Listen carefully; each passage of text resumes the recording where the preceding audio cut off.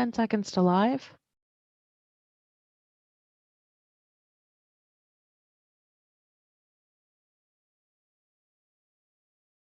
Mayor Davis, members, we are now live. Good evening. This meeting of the Committee of the Whole Community Development is now called to order. I would ask that you rise as you are able for the reading of the invocation.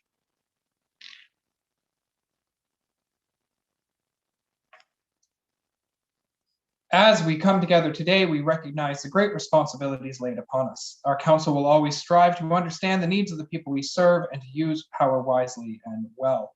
Our purpose is to establish and maintain a city of prosperity and righteousness where freedom prevails and where justice rules.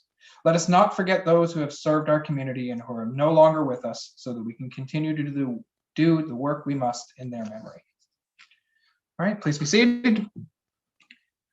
This evening, our clerk is Julia, supported by Jennifer. Can you please read the roll? Councillor Martin? Here.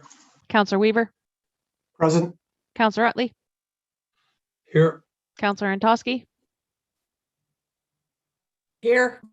Councillor Carpenter? Here. Councillor Van Tilburg? Present. Councillor McCreary? Here. Councillor Vanderstelt? Present. Councillor Sless? Present. And Councillor Wall. Present. Okay, before we get started, some rules of procedure. I'd like to remind the committee and our viewing public of a few procedural rules for our virtual meetings in operating as efficiently as possible. All members will be muted for the meeting to reduce feedback. All web cameras for committee members shall remain on. Staff will be requested to join the meeting should they need to answer questions of members of the committee. As members of the committee should indicate they wish to speak by pressing the raise hand button on the participant list in the bottom right-hand side. Clerk staff will lower the hand when you've been recognized by the chair for your speaking opportunity. In the event of a connection or service interruption that affects quorum for Committee of the Whole, we will recess the meeting for up to 15 minutes to regain quorum. If quorum is not achieved, the meeting will be adjourned.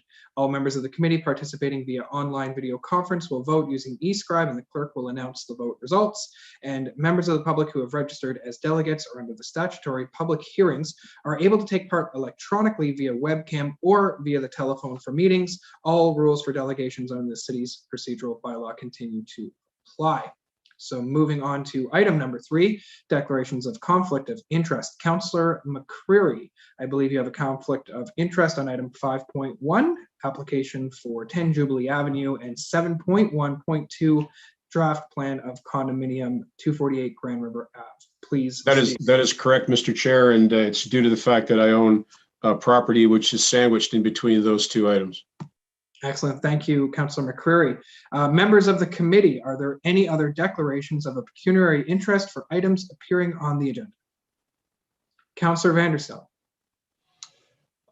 Yes, Councillor Wall, Chair Wall, I also have 2 conflicts of interest, that being 5.1 and 5.2.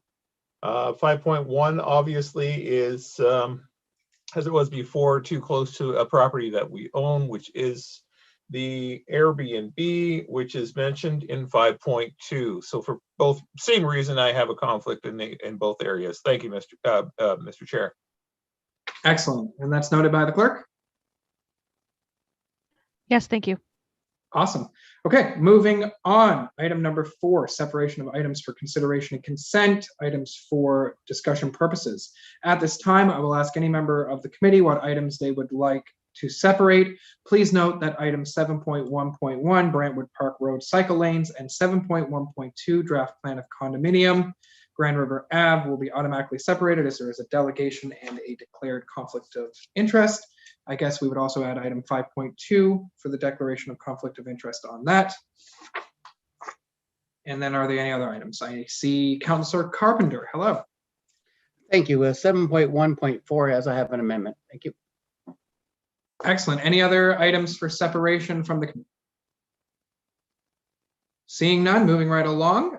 Councillor Weaver, could you please move the motion to approve all items for consideration and consent, not separated for discussion purposes? Yes, Mr. Chair. that all items for consent and consideration, 7.1 and 7.2 now separated for discussion purposes, be approved. And moved by myself, seconded by my, actually my ward mate can't, so I'm looking for a seconder. Seconded by Councillor Martin. Thank Thank you, you. Councillor Martin.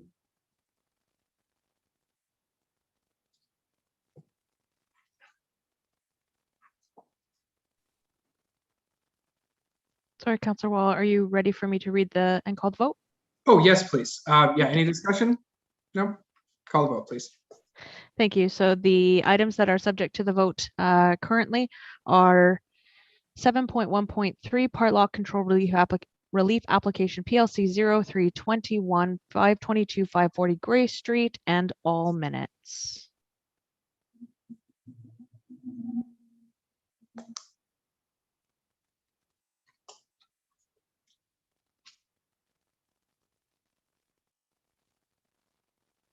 All items not separated for discussion purposes are approved on a recorded vote of 10-1. Those in favor, Mayor Davis, Councillors Vanderstelt, Sless, Martin, Antosky, Wall, Van Tilburg, McCurry, Utley, and Weaver. Those against, Councillor Carpenter. Thank you. Now the committee will move on to our statutory public hearings, public meetings, which will be chaired by Mayor Davis. Mayor Davis, the floor is yours. Well, thank you very much, Councillor Wall. So good evening, everyone. We have two public hearings on the matter on the agenda tonight. The public meetings are held in accordance with the provisions of the Planning Act. The purpose of the meetings are to discuss the planning applications and to hear from members of the public either in support of or against the applications. At the end of each public meeting, the committee will then consider a recommendation, which is then generally considered for a final decision at the next meeting of council. The name of anyone who speaks in regard to any item tonight will appear within the meeting minutes.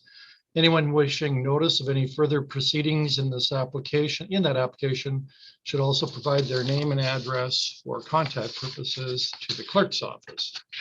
So the procedure we follow is that the applicant speaks first, followed by municipal staff and then the public. The applicant will then have the opportunity to provide clarification to answer any questions or issues raised during the meeting.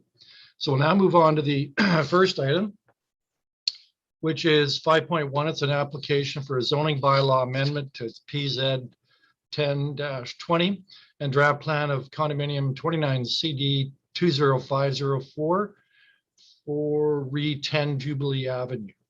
I now ask the applicant to appear before the committee. Would you please state your name and then present your application? I believe we have Matt Johnson from Urban Solutions Planning and Land Development and Steve Schrader from King and Benton. So, Mr. Johnson. Good evening, Mr. Mayor and members of committee and the public. My name is Matt Johnston, a registered professional planner with Urban Solutions, and I'm joined by Ms. Ava Barnett with our team. And it's our pleasure to be here on behalf of Mr. Steve Schrader and King and Benton Group. For those that were here with us at the last committee meeting, you'll know this is our second time coming back with this application. The first in which we were asked to circle back and comment more specifically on public engagement and our response to that. So I'll now hand it over to Ava for a detailed walkthrough on the proposal. And then we look forward to answering any questions. Thank you. Hello, everyone. My name is Ava Barnett, and as Matt was saying, I work with him when we represent Urban Solutions, the agent acting on behalf of the property owner, King and Benton Redevelopment Corporation. Next slide, please. So as staff will be explaining, we are seeking a zoning bylaw amendment to develop land south of Grand River Avenue between Jubilee Avenue and Yorkshire Street. It's in the Homedale neighborhood, and this would be with a 4-story apartment building. Next slide, please.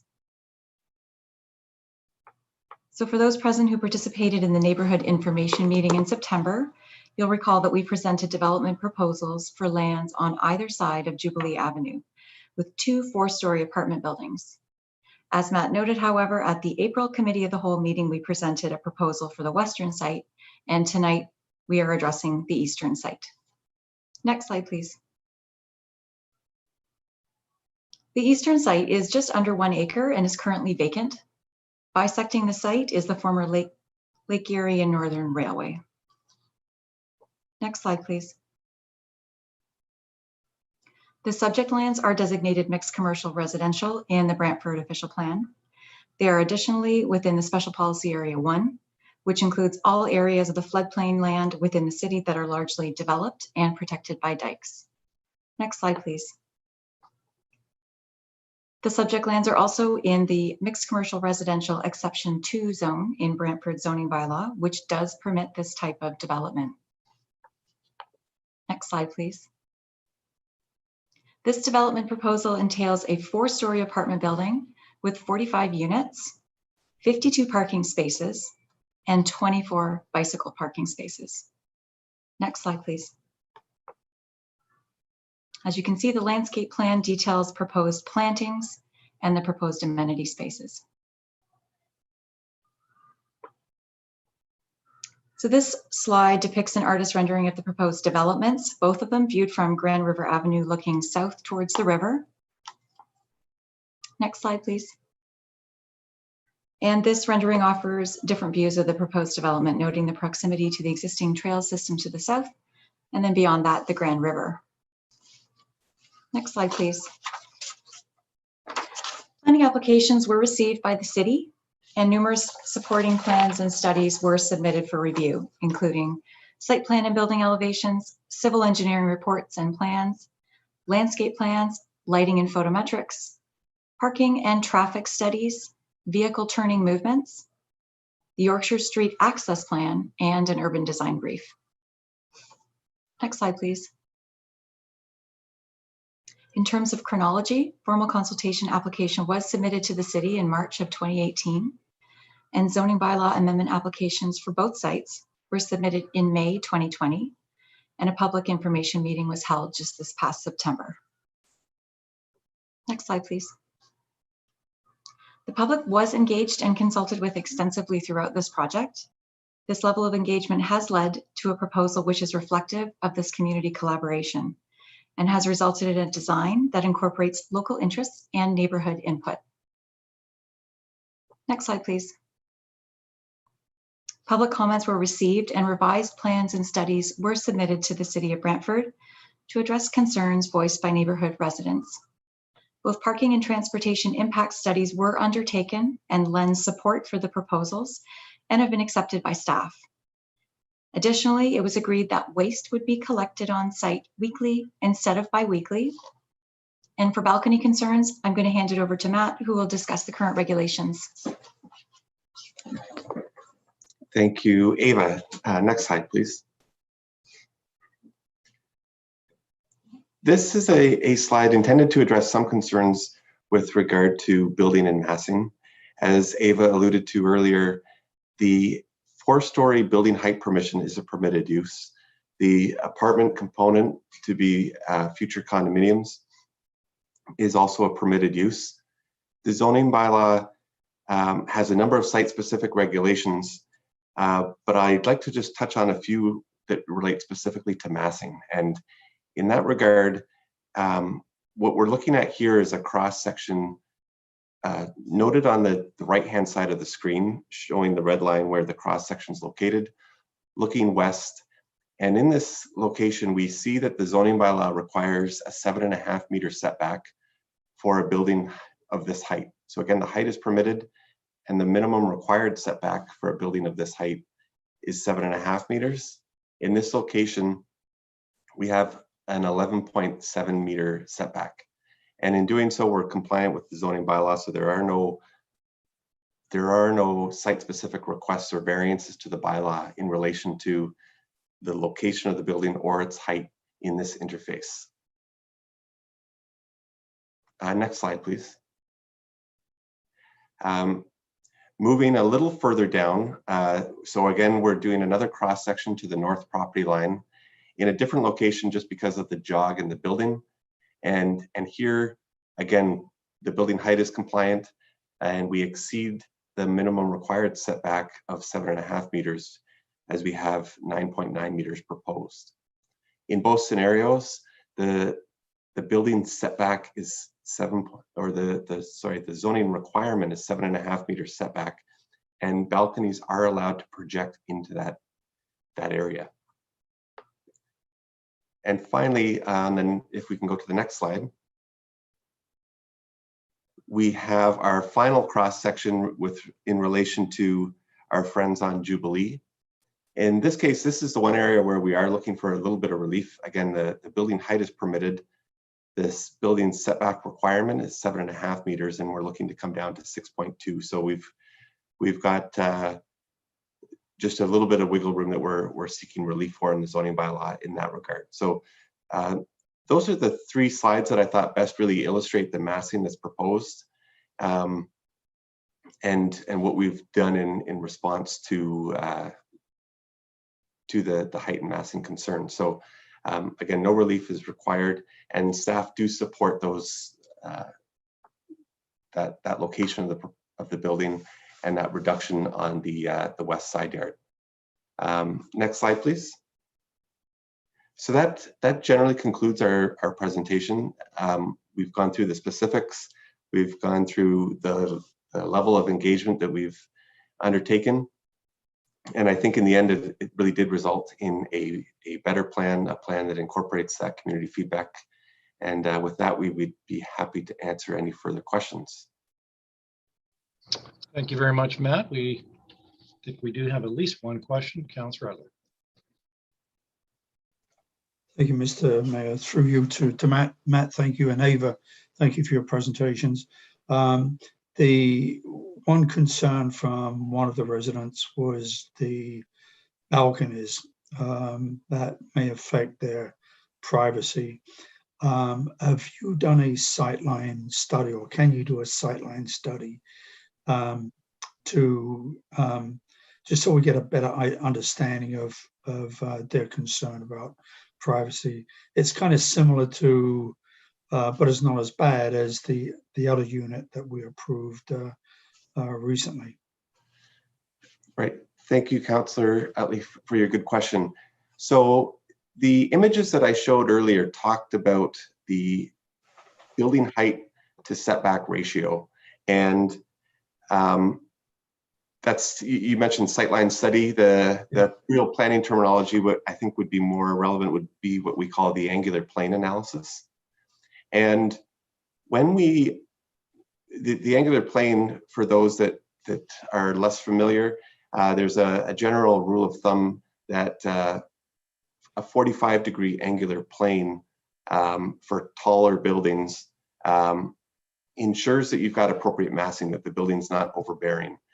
In this case, with a 4-story building, the angular plane isn't a typical or true requirement by the city of Brantford or by many for a building of only 4 stories. That being said, what it results in at a 45-degree plane is essentially a 1-to-1 height to building setback ratio. And I say that it wasn't a requirement, and that's evident in the as-of-right zoning permissions with the building height and the 7.5-meter setback. That in of itself sets the bar for your as-of-right permissions. That results in a building orientation that does exceed the angular plane, and our building is set back beyond the minimum requirement in the zoning bylaw. You go a step further, and based on the orientation of those dwellings to the north, they've got very deep backyards, and when you're really enjoying the space and measuring the plane from where they would enjoy it, we're certainly well below the angular plane at that point. Thank you, Matt.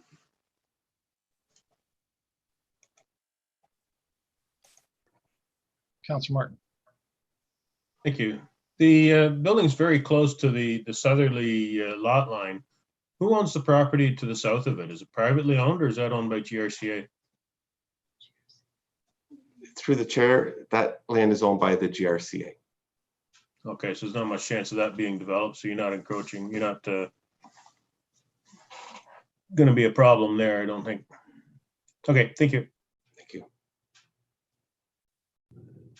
Any members have any other questions? Seeing none. Thank you very much, Matt. So we will now have staff make their presentation as to how they've addressed the issues that were raised through the circulation of this application. And Jeff, I can see you there, you've popped up. So please continue. Thank you. Through you, Mr. Mayor and members of council. My name is Jeff Medeiros. I'm a planner with the city. I'm an intermediate planner with the city. And I'm here before this evening to present the staff review of the subject zoning bylaw amendment and draft plan and condominium applications. Next slide, please. Both of these applications are made under the Planning Act, and the end result of both applications is to facilitate the construction of a 4-story apartment building with 45 units. Next slide. Just to go over a little bit of the local context, I know the applicant spoke about it, but in addition to some of the items that the applicant referred to or mentioned, site is vacant. It did contain the former Lake Erie and Northern Railway. In terms of the composition of the neighborhood, this is a neighborhood that's very much in transition to some degree. There are commercial uses further to the west, predominantly on the south side of Grand River Avenue. There's apartment buildings. There's one being constructed just down the street to the west. And there are lower density residential uses, single family homes. There's some townhouses, a number of multi-unit dwellings, et cetera. So very much it's a neighborhood that's composed of really different build forms. Next slide, please. In terms of the development proposal, it's a 4-story apartment building. The site is laid out in such a way where there's 2 access points. So the developer would be accessing, or the proposal would be accessing from either Yorkshire Street or Jubilee Avenue on the west. There's a parking area on the west side of the property, as well as an outdoor amenity space. But the majority of the parking spaces are located underneath the building. And I'll explain that in another slide in terms of some of the restrictions with respect to zoning. Next slide, please. In addition to the zoning bylaw amendment, there's a draft plan of condo. This is a standard condo. This is essentially what a condo plan looks like. What this does, it allows a developer or landowner to sell units. Standard condo also allows for the selling or the sale of parking spaces. Through the plan of condo process, there would be a condominium registered, and that corporation would be responsible for common elements. So that would be things such as maintenance, the landscape areas, any common areas. There is a rooftop amenity space that's being proposed as well. Those would be areas of the building that would be the responsibility of the registered condominium corporation. Next slide. From the policy standpoint, the proposal is consistent with the growth plan, PPS, and the city's waterfront master plan. As it relates to the city's local policies, so our official plan, the site is designated mixed commercial residential area, and that's a land use designation in the city's official plan. In terms of permitted uses, that land use designation does permit commercial, but also residential uses. And the use of an apartment building is a permitted use in this particular case, or in this land use designation. And as such, an official plan amendment is not required to facilitate this development proposal. Next slide, please. In terms of the zoning, it is a mixed commercial residential zone with an exception 2 currently.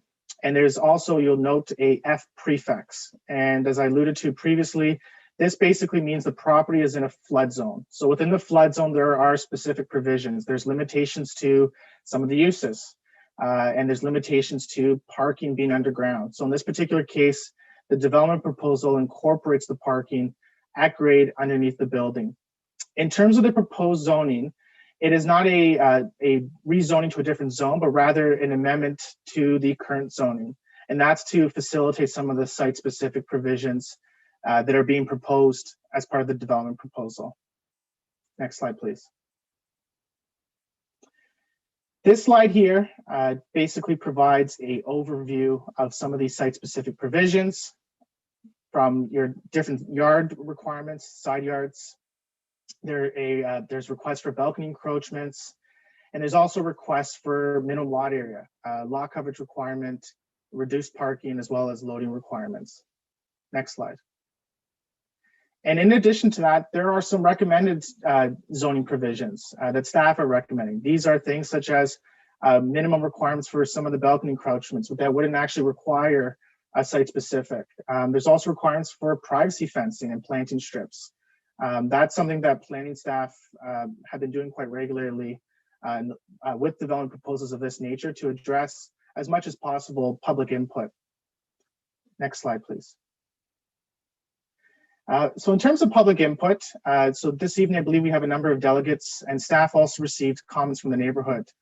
This slide has grouped together some of the common themes or comments that were received from the public, either for this particular public meeting or were received through the neighborhood meeting that was held previously. In terms of Yorkshire Street, for those that aren't aware, city staff had requested that Yorkshire Street be upgraded. There were some concerns with the location of things such as sidewalks and the placement of that cul-de-sac design. That design is still under review. I just want to acknowledge, staff haven't formalized a final design yet, but that would be addressed through the site plan control process. In addition to that, there were some concerns about solid waste collection and the location of garbage receptacles for the proposed apartment building. That is still also under review under the site plan process.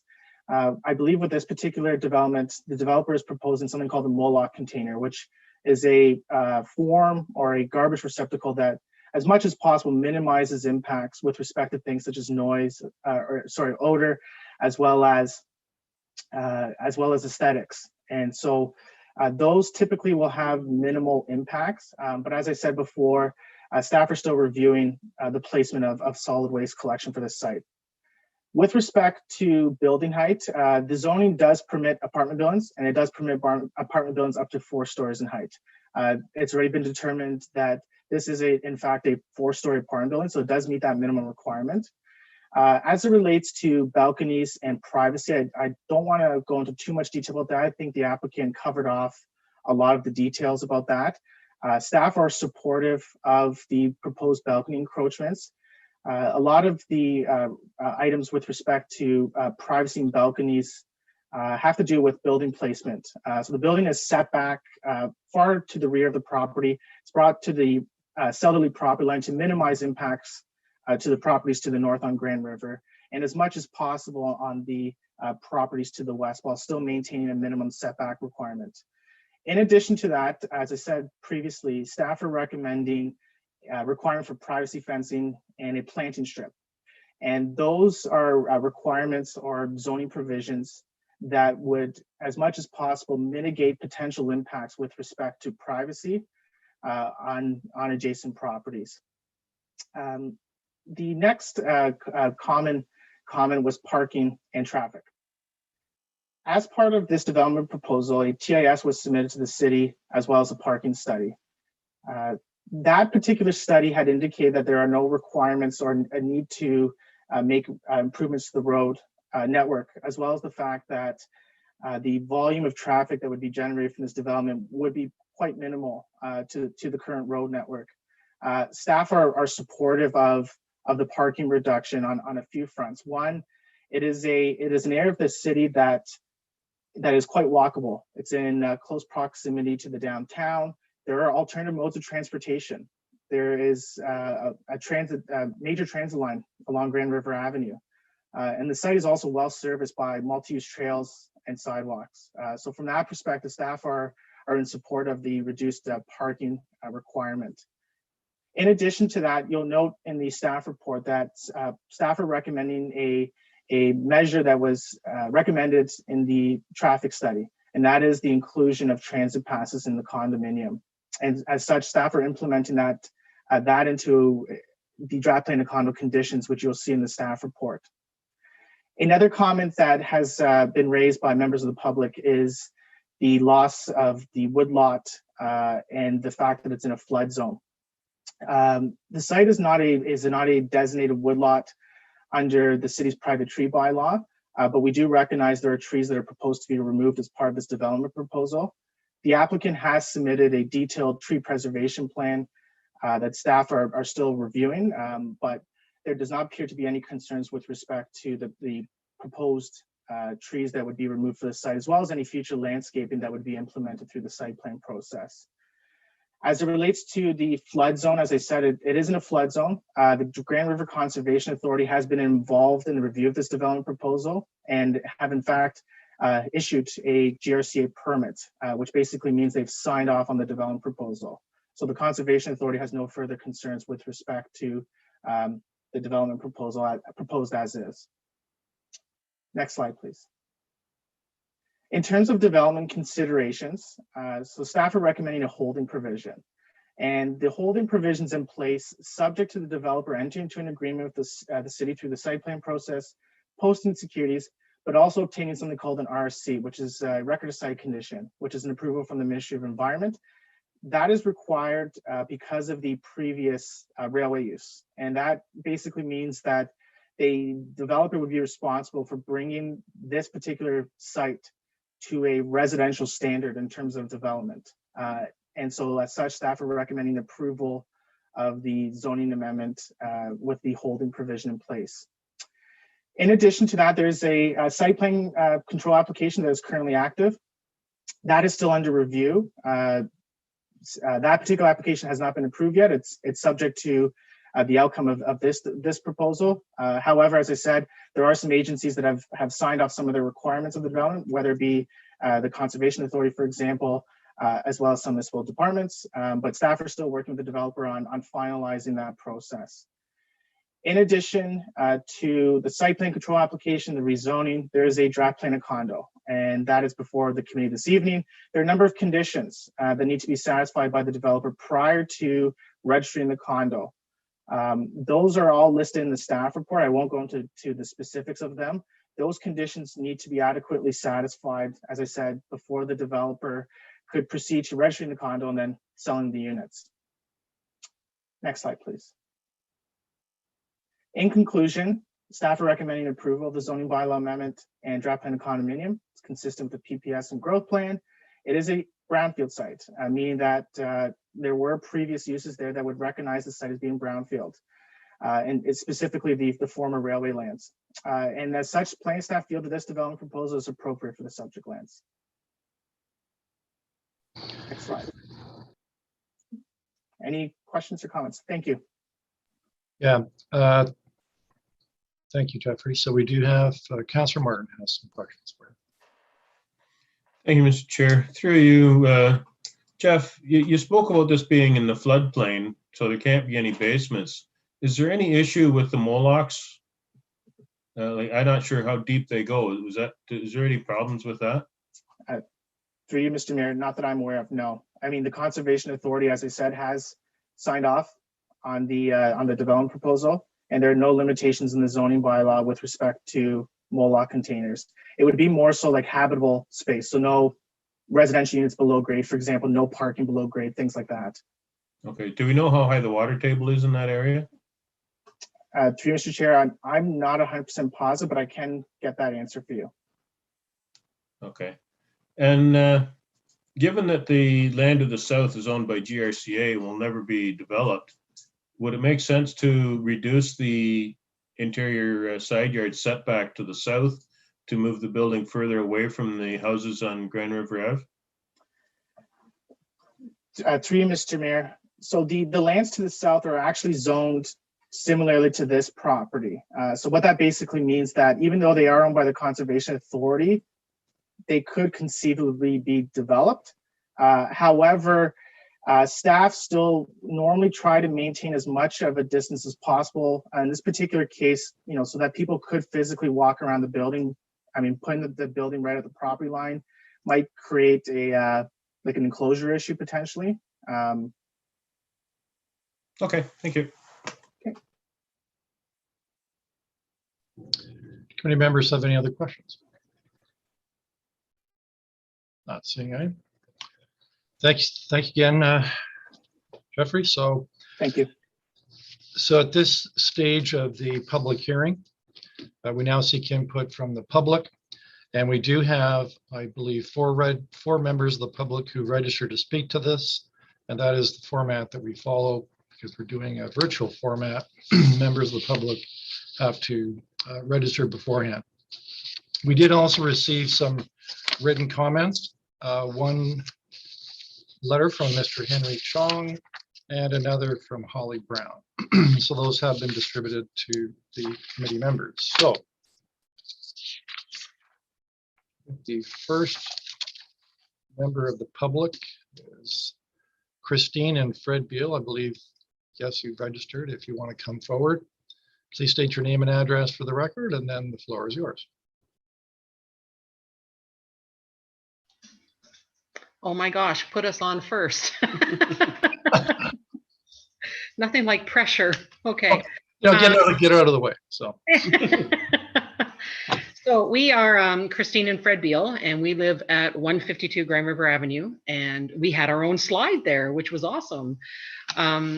We have been working with Steve and King and Benton, which is fantastic. It's been a great experience.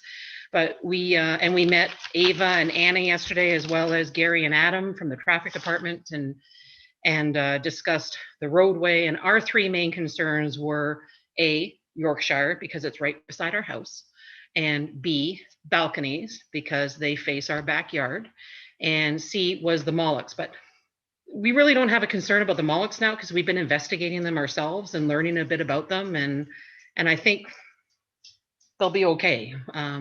We'll be okay. But our two main concerns, of course, is the privacy in our backyard due to the balconies, which, I mean, we're not against the building of the building at all. I think it's going to be a great addition to the neighborhood. But our main concern, and we've invited everybody up into our backyard to have a look, because our house is on a rise. So when you are standing in our backyard, you can see right up to where the building is going to be. And now I've heard from listening to Matt that angular plane analysis and the directory and the it's 7.5 meters setback. So it's actually further back than what is required. Is that what I got from Correct, that yes. meeting, that discussion? So in my mind, I'm like, okay, further back, that gives you even a better view into my master bedroom. No, closer does. Or closer does? Yes, closer Oh, does. okay, I apologize. But our concern is the height of the building, the trajectory from the balcony into our backyard is going to be, for the third and fourth stories, will be, in my mind, I won't say an invasion of privacy. It's going to be very awkward for us as homeowners or whoever lives in this residence going forward. A balcony versus what you did for the other building with the Juliet. The Juliet. The Juliet, in my mind, is a great compromise to the balcony situation, if it's doable with King and Benton, obviously, because we had great conversations with Steve and King and Benton going forward. So if we could propose the Juliet balconies, at least on the third and fourth floors, on the third and fourth floors, it would take a lot of the feeling of being watched, I think, away when we're trying to enjoy our backyard. We have an amazing backyard. We've had the councilors in, we've had King and Benton, and we've had many people in here. and it's not just one backyard it's affecting four, obviously. Correct, but we are very much impacted by this building by the traffic on Yorkshire, which was a dead end, which is now going to be developed. And like Christine said, we're not against the development. It's just we need to work out a couple of things. One is the balconies, as Christine said, and the other is the sidewalk, which has been proposed for the western side of Yorkshire, when in fact the eastern side makes much more sense in our mind for not only selfish reasons for the two of us who will have to clear the snow, which will be an undaunting task because we will have to have a retaining wall built in because the sidewalk will have to be built into a hill. Therefore, we're looking at a probable 3-foot retaining wall. Westerly winds coming in the wintertime will dump the snow onto the sidewalk. It's not only that, we take great pride in our property, as John Sless and John Utley have mentioned several times. And to have this put into this city property, which is adjacent to ours, is going to affect us and our property immensely. And that's our two major concerns. I'm sorry I'm rambling a bit, but like we said to Steve, we're all for the building. In fact, we're even looking at purchasing a couple of units if possible. But we just We just don't want people sitting in their balconies looking into our backyard. And we would like to, if possible, have the sidewalk pushed to the easterly side of Yorkshire. But we met yesterday with Anna and Ava and Councillor Utley and Councillor Sless and Gary and Adam. So we've met with Steve, and I guess it's not finalized, as you've said, for the sidewalk on Yorkshire. It's going to be redrawn on what the developer proposes, possibly having the sidewalk on the other side instead of on this side, to go around the cul-de-sac, which would take into account where it would blend into the building, blend into the trail, and blend into any future development that may happen going forward. Make access to all 3 points out of the one cul-de-sac, which makes perfect sense when you look at the proposal. Yeah. So now I know we were talking about the balconies, but I know that we also have that rooftop terrace that everybody is going to have access to, which is great. But I'm just wondering, what is the angular, like on the rooftop, how it's going to look? That's all. Well, Christine and Fred, we do have, Councillor Utley would like to ask you some questions. Okay. Hi, Fred and Christine. Good to see you again. Hi. Thanks, Sean. It's been a long time, huh? It's been 24 hours. Yeah. Hey, thanks for meeting with us yesterday. Are there, if the sidewalk was located on your side of Yorkshire, would you have any concerns about people tossing litter into your beautiful side yard there? Actually, yes. And let me answer that, because we did a lot of work on the front of our house, and we have pink granite stone that was brought in. And at one time there was a bus stop. For many years, we had a bus stop out front of our house. And every day I would go out and people, would sit on our rocks, which you can't stop. That's fine. But they would also tuck all their garbage down into the crevices of the rock in our gardens. So I had called the city, the traffic, the transit department, asked to have the bus stop moved, which they did. And they moved it down the street outside of the new King and Benton building, which is going to become the Wine and Beer Bistro. So it's located there now. So there's always a concern of garbage when you have major traffic going by your property. Yeah. We get it now without a sidewalk. Well, thank you very much for coming tonight and sharing your concerns with us. And Councillor Sless, I'm sure we'll be working with you and the developer and the city staff moving forward. And we appreciate being involved in this. It's been amazing. Yeah, thank you. The information coming forth from both the city and the developer has been absolutely amazing. I couldn't ask for more cordial conversations. Yeah. You wait till you get the bill. Wait till you get my bill. So we have your other ward councillor that has some questions for you, Christine. Okay. Councillor Sless.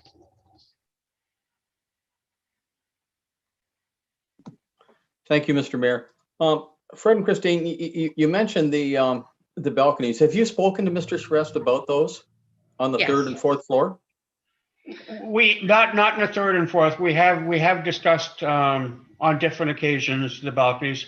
Not recently, since you've adjusted the westerly building to include the Juliet balconies rather than the actual balcony. I understand a Juliet balcony is much like a set of patio doors with a grate in front of it. So you can actually open the doors and get fresh air and hear the birds and whatnot. But you just can't go out and sit on the balcony, which is our concern. Yeah. Okay. And in fairness to Steve, no, we have not directly spoken to him on the third and fourth floor balconies. That would be a great resolution, I think. Okay, I think you answered my second question, and I just wondered how that conversation ended. In fairness to Steve, we haven't had a one-on-one. I'm sure we will at some point in time. Every time he comes, we get talking about other things and the Molochs and again, Steve's been fantastic. He's left notes on my windshield of the truck to call me, please. I have some more information for you. He's been fantastic that way. Yeah. So I'm sure we will discuss going forward. But that is our one big concern along with the sidewalk is the privacy of having balconies. Like it's different.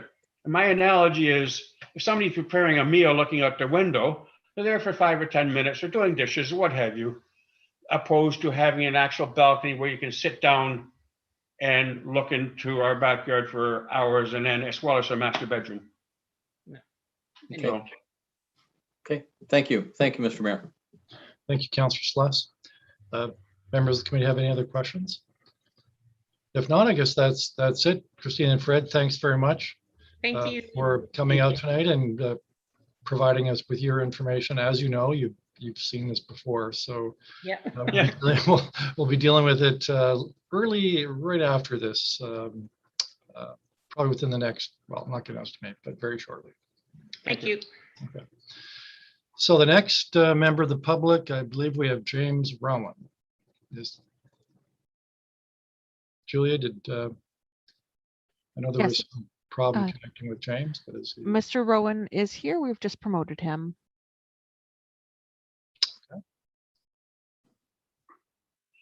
Sorry about that. Can you hear me? Or? Yeah, we can hear you, Mr. Rowan. If you might just identify yourself and your address as well for the record, and then. Sure. James Rowan, moved here last year from Hamilton. We're at 124 Grand River. So just down about 8 or 10 houses from Yorkshire on the riverside. Great. Well, Mr. Rowan, the floor is yours to provide us with your comments and. Thank you.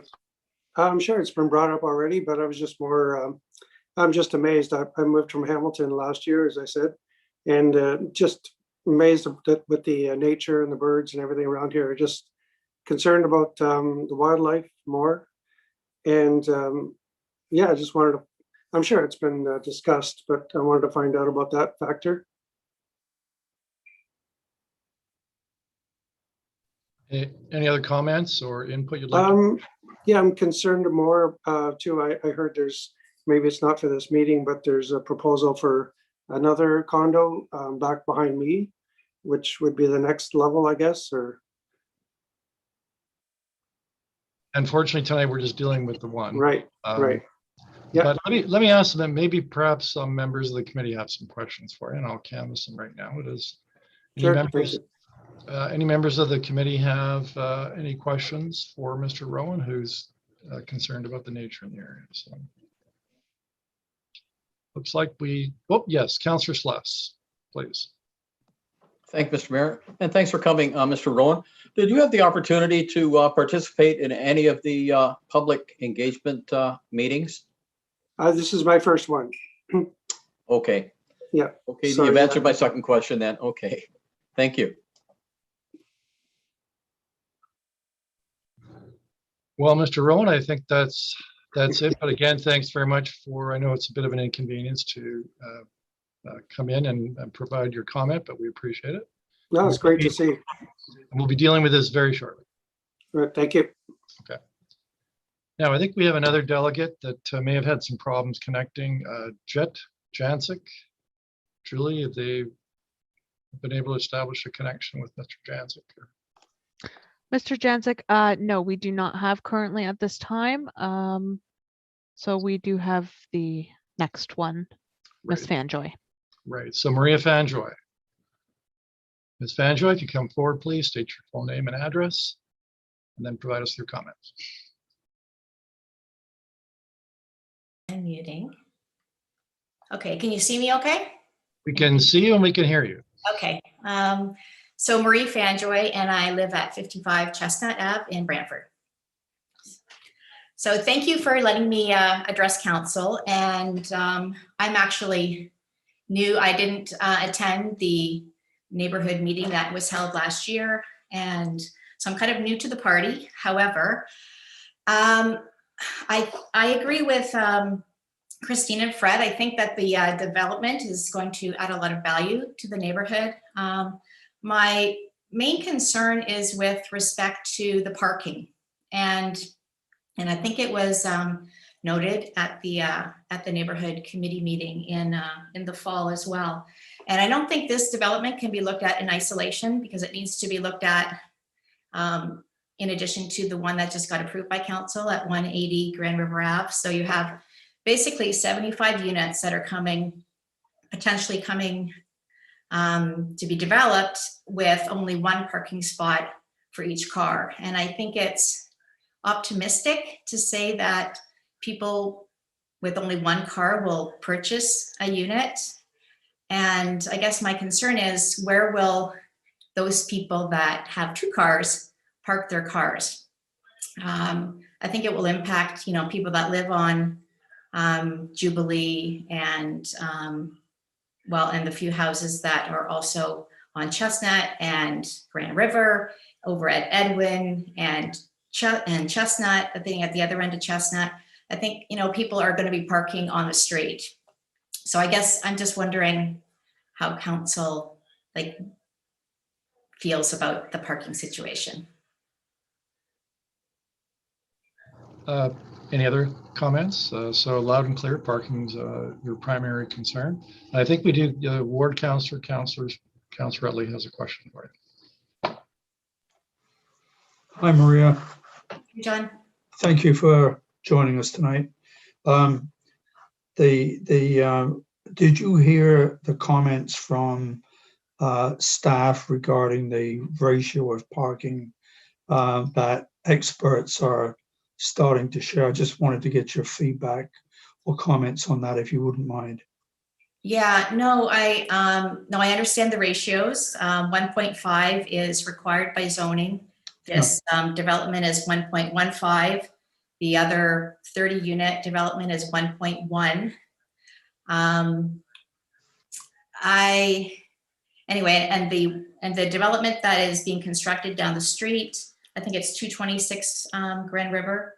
I think there's 156 units between the apartment building and townhomes, and they're at 1.25 for that development. Anyway, I guess my suggestion might be that King and Benton look at maybe reducing the development by, say, a unit for each floor, but maintain the number of parking spots so that there's a better ratio. I know that developers, of course, want to put as many units onto a property as they can to maximize profits, and I would do the same if I were them. But 45 units in that site it's pretty tight and ambitious. So anyway, I just think it's something that council needs to consider. Yeah, we'll certainly make note of that, Maria. So thank you very much for joining us again and for your feedback. All right, Councillor Martin. Thank you, Mr. Chairman. Marie, we had similar concerns for development in Ward 3, and what we're considering is no overnight parking on the streets immediately around it. Do you think something like that might help with this situation? Yeah, I think that would help. For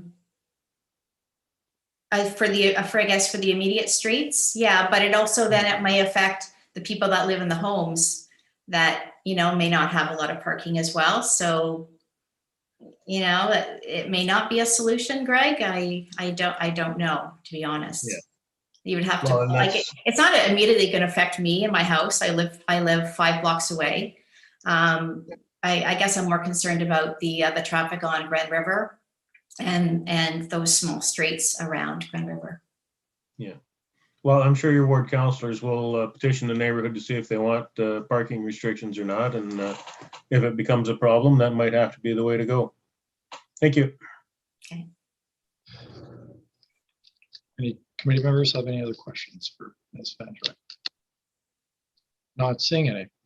Thank you very much, Ms. Van Dryk, for taking the time to connect and provide us with your comments. Okay, thank you for having me. All right, Julie, I think that's it. There are no other members of the public. That is correct, through you, Chair. And just to advise, Mr. Janzik did email and state that he has worked with Mr. Charest and Jeff Medeiros and has no objections and understands the offset exemptions. Okay. So I'll now ask the agent, this is the opportunity for the agent applicant to come back and provide us with any further information or comments, especially in regards to the information and comments of staff and the members of the public. So Mr. Johnson, let's bring you back in.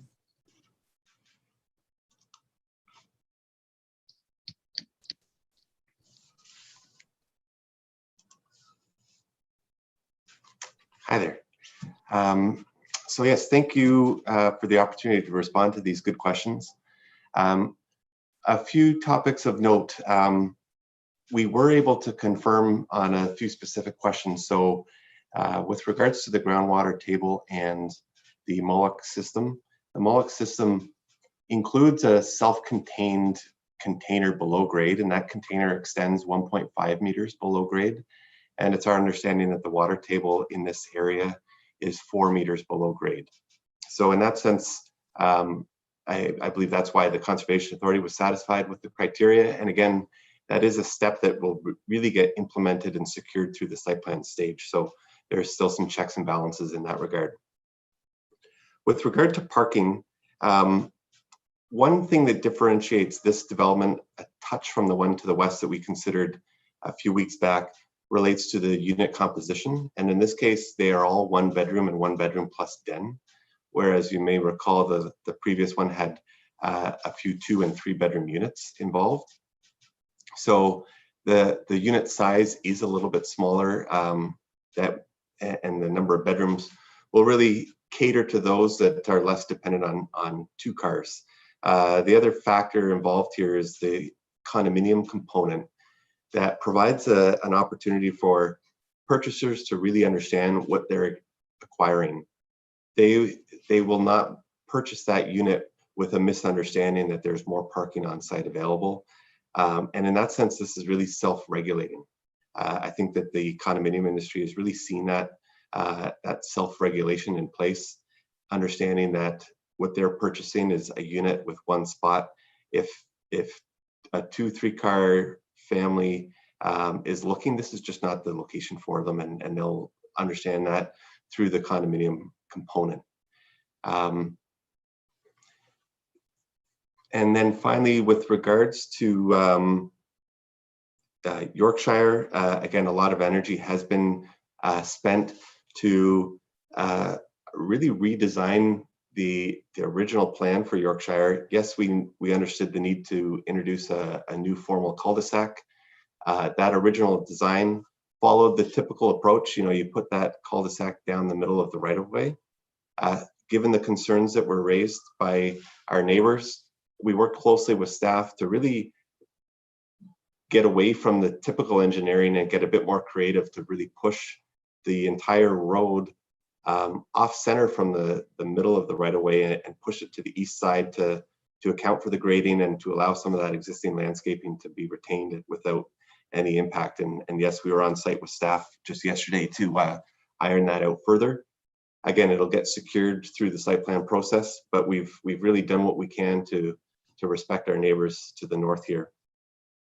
And then finally, happy to hear that Mr. Jancic is satisfied with the building orientation and the balcony component on that side. To the south, I think we're right. Yes, we are facing the Grand River Conservation Authority lands. We do have a 2-meter setback, and it's probably the healthy one for maintenance. And then we go to the north and the interface of balconies in that location. I'll start first with the rooftop amenity concern. On our slideshow presentation, we did show that rooftop amenity, and it's pushed entirely to the south half of the rooftop. And part of the driving force to that is some of the sloped and angled roof lines. By pushing it back, that keeps the residents enjoying the space away from the edge, really where they would peer over. That should address that concern. Then finally, the question about Juliet Balconies and the interface about massing and overview. Again, we're exceeding the zoning bylaw setback by 4 meters. I gotta check my math, 7.5 meter requirement, and we're coming in at 11. by exceeding that minimum threshold, we're further back than the as of right permission for this height to setback ratio. You take that one step further, and their elevated rear yards actually decrease the perceived height of the building. So that further helps reduce that massing, reduces the extent of the overview. And collectively, I think we've got a satisfactory interface. It is a change that they'll experience, but I think it's a reasonable one in that it's set back much more than the bylaw minimum. So in that sense, it's our feeling that the balconies can be maintained. They are compatible, and they don't represent a great loss in privacy or overview. So I think we've done what we can there on that interface in terms of satisfying good planning principles. And with that, we'd like to maintain that interface as proposed. I think that touched on the majority of the themes and the questions, but I'd be happy to clarify anything further. Thank you. So do any committee members have any further questions of Mr. Johnson? I'm not seeing any questions. You must have answered everything in your response. So thank you very much, Mr. Johnson. So that concludes the public hearing portion of this particular matter. And so now we'll get the question on the floor. And I believe, Councillor Ridley, you have the resolution. If you would please confirm that, state your seconder, and then read the resolution, please. I will be pleased to do that. Could that be brought up on screen, please, Mr. Mayor?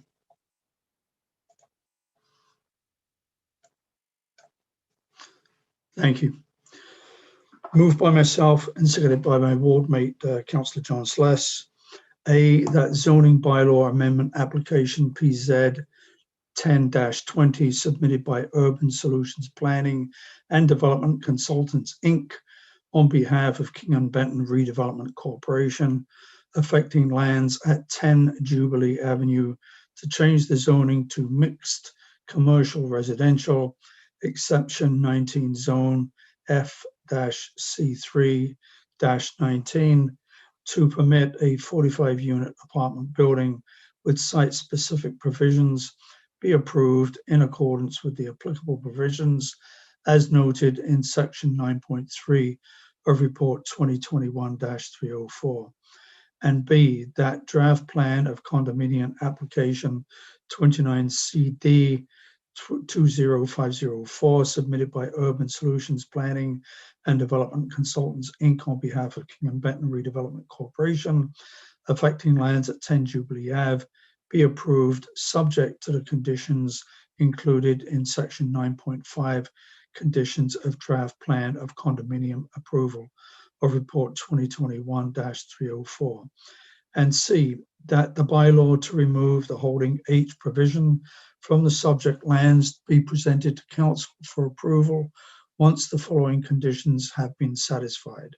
1, that the applicant has provided confirmation that a record of site condition RSC has been filed, and 2, that the applicant has provided a signed site plan agreement to the city along with all necessary securities, and 3, that all servicing issues, financial and otherwise, have been addressed to the satisfaction of the city of Brantford, and D, that pursuant to sections 34:18 and 51:38 of the Planning Act, RSO 1990 CP13, the following statement shall be included in the notice of decision. Regard has been had for all written and oral submissions received from the public before the decision was made in relation to this planning matter, as discussed in section 8.2 and 9.4.1 of report 2021-304. Thank you, Mr. Mayor. Right, we'll now move into the discussion. Not seeing any raised hands. So Julie, would you please take the vote? Oh, sorry, we got Councillor Sless. Thank you, Mr. Mayor. I think we've spent a lot of time. I know Councilor Art and myself have been down talking with the folks in the area and talking with the developer and going over things. As recently as yesterday, we spent about an hour down at the site going over a potential way that the Yorkshire could be rebuilt with the least amount of impact to anybody involved. And I think we've got a resolution there. Staff are taking that away, and I'm sure it'll come back. It seems to meet everything that they had concerns with. So we'll see how that works. The only thing that I heard tonight that was of a concern to me was the balconies on the one delegation's, I guess, concern to them and their backyard. And I think in a perfect world, they would like to not have balconies. But as I understand it, they've had several conversations with the developer. And I would tend to think if it was top of mind and a major concern to them, they would have probably brought it up and resolved it. But that didn't appear to be the case. And it appeared to be something that I guess was just accepted. The concern I have in this particular case is the proponent has surpassed the minimum by about 50%. And if we put standards in and then we start amending things to make the standards even more restrictive, then the standards become not viable, that they don't make sense. If we're going to keep expanding them by resolution, if it should be 11 or 15 meters, whatever it is, then that's what the standard should be. But when it's 7.5 and they're coming in at 11, I think that's probably in the comfort zone. So I guess having said all of that, again, we're never, at least in my time on council, never gotten a project that was 100% to everybody involved. So I think we're in the high 90s on this one, and so I'm comfortable supporting it. I wish there was a way to resolve the balcony issue without taking 2 floors of balconies off, but I don't think there is. If I knew one, I would certainly move it, but I don't think there is. So I'll be supporting it as presented, Mr. Mayor. Thank you, Councillor Sluss. Any other comments?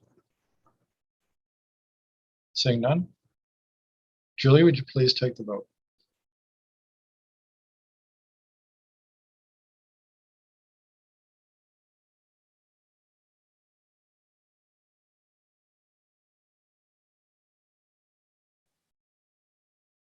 Item 5.1 is carried on a recorded vote of 8-1. Those in favor, Mayor Davis, Councillor Sluss, Martin, Antosky, Wall, Van Tilburg, Utley, and Weaver. Those against, Councillor Carpenter, noting Councillor Vanderstel and Councillor McCreary's conflicts of interest.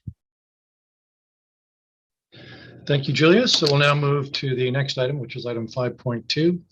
And this is an application brought by the city to amend the City of Brantford zoning bylaw 16090 and the County of Brant zoning bylaw 6116 for the annexed or boundary lands, and it's respecting short-term rental accommodations. And then it will have citywide applications. So since the city is the applicant, I'm now asking staff to appear. I think we have Alexander and Joe to appear before this committee. Please confirm that and then present the application on behalf of the city. Thank you, Mr. Mayor. Good evening, Mayor Davis and members of council. My name is Alexandra Mathers and I am a planner with the city. This is a zoning bylaw amendment application regarding short-term rental accommodations. It is in combination with the registry program, which will be being managed by staff in the clerk's department. Next slide, please. The purpose of the application is to amend the City of Brantford zoning bylaw 16090 and the County of Brant zoning bylaw 6116 that applies to the annexed lands. It's in order to provide clarity to the public, operators, and the city as to what the short-term rental accommodation use entails and in order to regulate the use. Next slide, please. As way of background, on November 19th, 2019, Council directed staff to research and provide a report regarding the feasibility of licensing short-term rental accommodations. On March 2nd, 2021, licensing staff brought forward a report and recommendation for a short-term rental accommodation registry program. This also outlined the need for zoning bylaw amendment applications. The recommendation was amended by council in order to include parameters regarding principal residence and parking regulations, which will be further discussed in this presentation. Should council approve the proposed zoning bylaw amendments, staff can then implement the licensing program and regulate short-term rental accommodations in Brantford. Next slide, please. While short-term rental accommodations are not a defined or regulated use under the zoning bylaws, they do exist in Brantford. Staff conducted 3 scans of short-term rental accommodation provider websites on March 6th, March 23rd, and April 13th. Approximately 50 listings were available on each day. These included entire homes, entire guest suites, private rooms, and hotels. Next slide, please. Planning staff are proposing regulating through defining the use, regulating the use, and permitting in certain zones. The definition is as follows. A short-term rental accommodation shall mean a dwelling unit or their part of in which temporary accommodation is made available to members of the traveling public for a maximum of 28 consecutive days per stay and does not include a bed and breakfast establishment, lodging house, or group home. The definition will restrict the use to the residential portion. It differentiates the use between a bed and breakfast establishment, which is typically run as a business. Only a room is rented out to a guest, and the owner or operator is there during the guest stay. Whereas a short-term rental accommodation, an entire house can be rented out. We are proposing to permit the use in all zones where residential uses are permitted.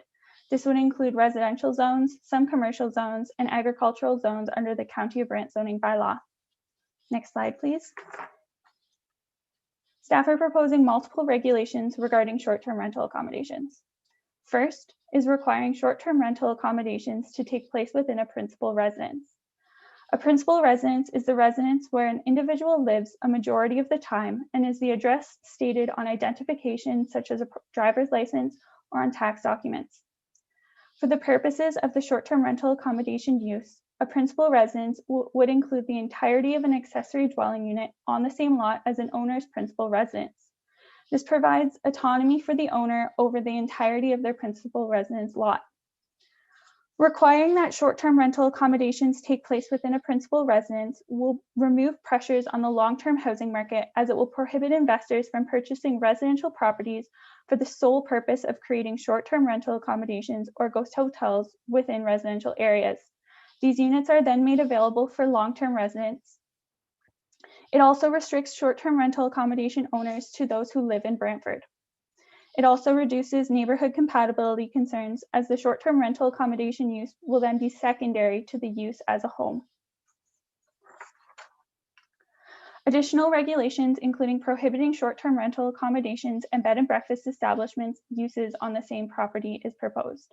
This is in order to limit the number of units and bedrooms which can be rented out on a short-term basis on a lot. Through the amendments, we would also ensure that short-term rental accommodations meet all provisions of primary and accessory uses, meaning no residential use would deviate from the requirements of the zone in order to provide a short-term rental accommodation. The regulations would also require that a short-term rental accommodation is to be registered on the registry program. Next slide, please. Planning staff are also recommending parking regulations.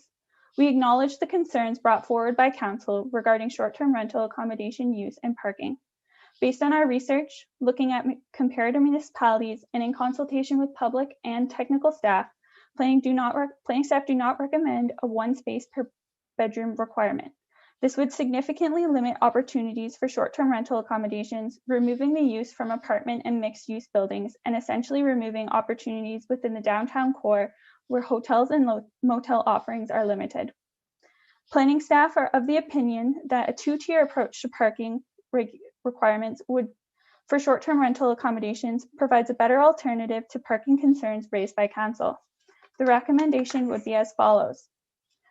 For dwelling units with 0 to 3 bedrooms per unit, the principal use parking would apply. For example, with a single detached dwelling with 2 bedrooms, this would require the 1 parking space required for a single detached use. As an entire accessory dwelling unit can be used under the proposed regulations as a short-term rental accommodation, the parking space required for an accessory dwelling use would be required. In the case of a single detached dwelling with an accessory dwelling unit, this would be one additional space for that accessory dwelling unit. It is important to note that when an entire unit is rented out, the principal resident is not there, freeing up the principal resident parking space for the guest.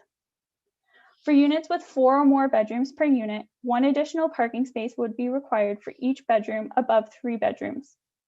This would mean, in the example of a single detached dwelling with 4 bedrooms, 1 additional space would be required for a total of 2 parking spaces.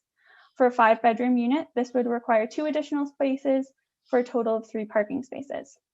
Applying additional parking spaces for units with more than 3 bedrooms will ensure that there's additional parking for larger units where multiple individuals may travel to stay in a house together. Other parking regulations would also include permitting tandem parking for the use, as well as permitting parking within the front yard for low density residential uses. Next slide, please.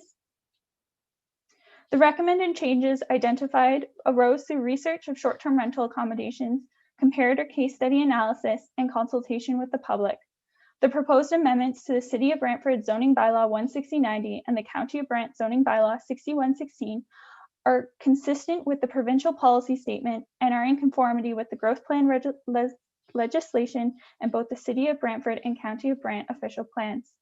Planning staff recommend that zoning bylaw amendment application PZ0321 initiated by the City of Brantford regarding short-term rental accommodations be approved. Thank you, and I can take any questions. Yeah, thanks very much, Alexandra. So questions? Councillor Etler. Thank you, Mr. Mayor. Through you to Alexander. Thank you very much for your presentation. A lot of work gone into to this, by the looks of it. Can you share with us how the amendment that you're proposing here compares with other cities in our area? Okay, so thank you through you, Mr. Mayor. In comparison to comparative municipalities, we looked at the following municipalities, which included zoning bylaw regulations. This was Toronto, Vancouver, Oakville, Georgina, Oshawa, and the County of Brant. So when we looked at these municipalities, 5 of the 6 required a principal residence requirement. And of these, only 2 required additional parking. So that is the town of Oakville requires 1 additional parking space, which can be provided through a visitor parking space. And the County of Brant, which is currently just going forward with their current bed and breakfast establishment requirements of 1 space per guest room. So in regards to if it is close to comparative municipalities, I would say yes, we are proposing regulations that are similar to what is seen in the province and Canada. Thank you very much. Thank you. Councillor Wall, you're next. Thank you. How much time do I have? These are questions. So long as they're questions and not statements, then. Okay, first question. You Thank you. First question, what happens if a property has no parking? No driveway, just on street parking? So the required parking would be what is applied. Sorry, through you, Mr. Mayor, the parking that's required, or if it is existing as a legal non-conforming parking requirement, that would be what would apply. And who enforces these rules? Parking regulations are enforced through the zoning bylaw, which ultimately would be reviewed by our enforcement staff in the building department. And sorry, who enforces the rules regarding the Airbnbs? Should this pass? Sorry, short-term rental accommodations. Thank you, through you, Mr. Chair. What we are proposing is to amend the zoning bylaw so that the bylaw then would have the regulations for short-term rental accommodation uses. So that would be enforced by enforcement staff in the building department and bylaw enforcement. So there would be a requirement for the registry program as well. So it would be also looked through clerk's department. So what is the process if a property is found in violation of this by bylaw? Ultimately through the zoning, or ultimately, sorry, through you, Mr. Chair, ultimately through, if there is a situation where they are not meeting the zoning bylaw requirements, there is opportunity for a variance application or a rezoning. However, if that is not approved, then they are to conform with the bylaw, or if not, then it is an offense, which were then, from my understanding, they would then go forward to a court situation. Court. Is there any, sorry, is there, I guess it's just for the applicant. We can ask questions to staff later, correct? Or is there someone here from bylaw to ask questions to? I don't think we have anybody from bylaw, but we can check. We have, yes, we have our new supervisor here. One question. So, Councillor Wall, we do have Jill Binkley here. Excellent. Thank you, Mr. Mayor. So my line of questioning goes like this, and I apologize, but I'm just trying to figure this out in my head. So we have ongoing bylaw issues right now in Brantford with property owners who refuse to do what they're supposed to do, and they just ring up funds. So if they're operating this Airbnb or type of business, sorry, I don't mean to keep saying Airbnb, but short-term rental as a business, and it's a very profitable business, and the bylaw fines that we're giving them for not being conforming it cancels it out. Like, I'm wondering, this is not something you're going to be able to do in spite of the bylaw. So through the mayor to Councillor Wall, yes, all good points. What we are trying to establish with the registry, and not so much a formal licensing program, is get the information on those who are operating right now. And to be able to do that, we need to amend the zoning bylaw to allow its use. So what we want to do is gather that information. If we find that, there are flagrant violations of the bylaw that is set by council, we are going to be reporting back to council on what we have found. We do hope to implement short form wording, so we would be able to issue a ticket if necessary, or then we always have the option to go down the road of a part 3. So what we would do as part of this registration process is the senior plans examiners would review the parking and what has come in to the registration. We would circulate it to them. They would have a look, make sure everything matches as far as the parking regulations that are set, and then clerks would come back, issue them a registration number, and then we sort of monitor the progress of the program for the next year or so. But I think we have an interim report coming back to council in Q1 of 2022. I don't know if that answers your question. I think I'm not necessarily looking for a yes or no answer. What I'm wondering is this going to be you get caught operating one of these, you get shut down, or you get caught operating one of these and you just get a fine that you can easily compensate by just charging more? You know what I mean? I don't want to see this be something that, if it's just a fine, and is what I'm saying making sense?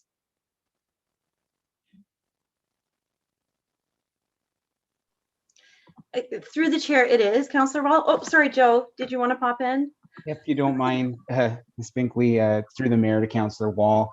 I think I know where the line of questioning is going, Councillor Wall. And in terms of my conversations with the chief building official with the city, they are investigating and reviewing offenses and charging and fines. So that will be somewhat of a lengthy process. But I guess the short of it is that they are looking at increasing the fines that will be issued with respect to non-compliance regarding zoning and other matters such as property standards.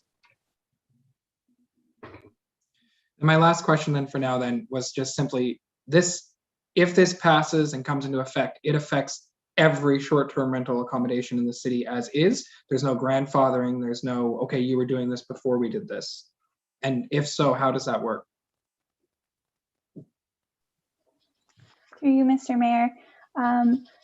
The use is not currently defined or regulated under the zoning bylaw, so it would then apply to all short-term rental accommodation uses. There is no discussion regarding grandfathering, and they would have to go through the registry program as well. Okay, thank you. Thank you. Councillor Antosky. Hi, through you, Mayor. Hi, Alexandra. I'm just trying to figure out how to ask my question. So you gave us some comparators, and they're all over Canada, and not most of them not our typical comparators, but is that because this is so new everywhere and it's very difficult to find communities to look at that have these things outlined at this point? Through you, Mr. Mayor.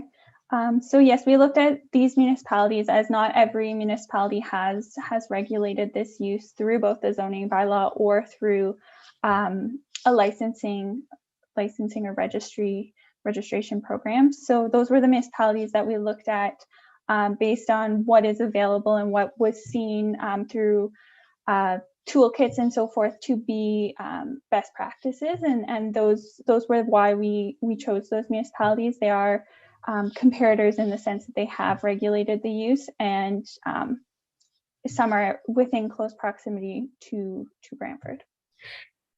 And so when you have something that's so new, I mean, do you just start with a Google search and start trying to find out who's regulated this stuff, or how, like, is there a registry somewhere? How do you find this? How do you figure out, do we know how many in Canada, for instance, have these regulations? Is there a way to find that out?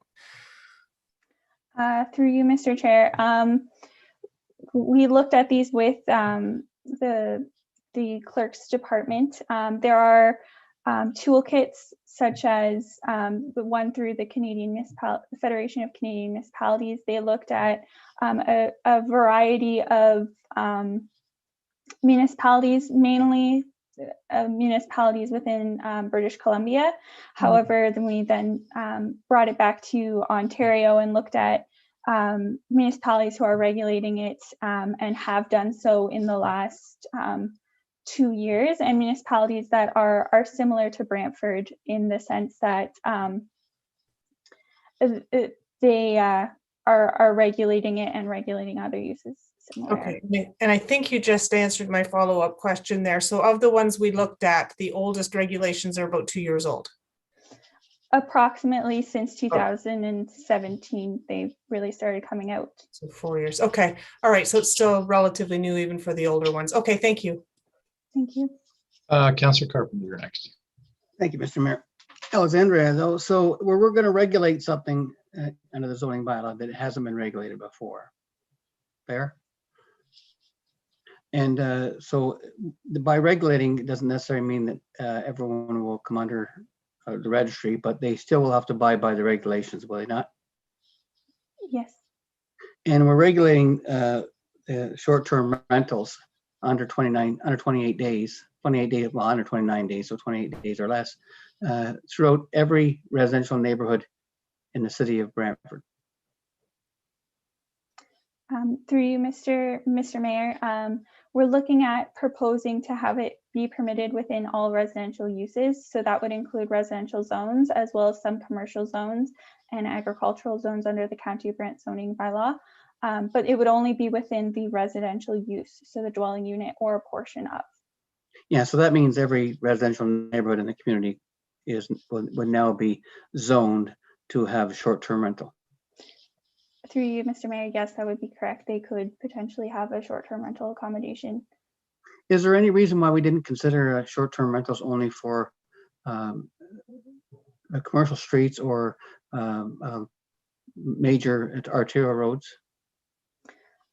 Through you, Mr. Mayor, we looked at research provided by multiple different organizations, including the toolkit provided by the Canadian Federation of Municipalities. When regarding that, we are proposing regarding short-term rental accommodations, we are proposing a principal residence requirement. And through that principal residence requirement, it is then only a portion of an individual's or the entire individual's main home or their home. And through that principal residence regulation, we are then kind of removing that commercial aspect to it. So when looking at the research, the case studies and the toolkit provided that when you regulate through principal residence, then permitting in all zones where residential uses would be permitted is kind of the best practice. And if you were not to include a parameter of principal residence, as in permit investors to purchase up lands to use as a short-term rental accommodations, then they do restrict through that nature. However, we went forward with the principal residence requirement regulation, which would then kind of address the commercial nature of short-term rental accommodations. That eliminates someone under a corporation name owning a residence and using it as a short-term rental. And I would also take that meaning that one person can only have one principal residence. Through you, Mr. Mayor, yes, the principal residence is their main homestay. Okay, when you say main, only one, they couldn't live in one 3 months and another one 3 months, and another one 3 months. They would only have to declare one principal residence? Yes. Thank you. Yeah, Alexander, I have a question. So there's the concept of non-conforming use. An example of that would be if you have an area that's zoned commercial and you have commercial uses, then you change it to residential. The commercial uses that existed as of the date of the change, they can continue as a non-conforming use. So why would if we proceed with this, and if someone does have a short-term rental they own that's not their principal residence, would that be considered non-conforming, or do they have to comply with the new rules? To you, Mr. Mayor, yes, they would have to comply with the rules if I'm understanding your question correctly. They would have to have it as their principal residence and have that short-term accommodation used through that. So that would be what would be required. So the issue of non-conforming use would not apply then? To you, Mr. Mayor, no. Okay. Councillor Wall.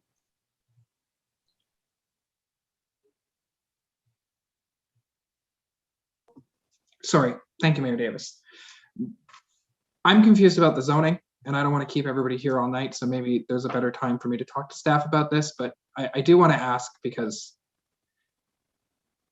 we do regulate what people can do inside of a property, whether it's a residential property, a commercial property, or an industrial property, and you can't just start up a convenience store in a residential house, because that's that just as an example, right? So I don't understand, like, if you're conducting business out of the property, how is it not a business? And then is there something that's different between conducting business versus having a commercial establishment? Like, I just want more clarity on that.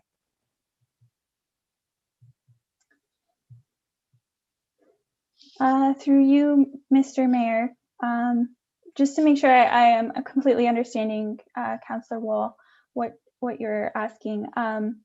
So I guess to go over it all, we're proposing to regulate short-term rental accommodations to permit them within a residential use. So that use would then only be permitted within a residential portion of a lot. So say the lot is zoned for mixed-use buildings, then the short-term rental accommodation would only be permitted within the residential area or residential portion of that lot. Does that help clarify?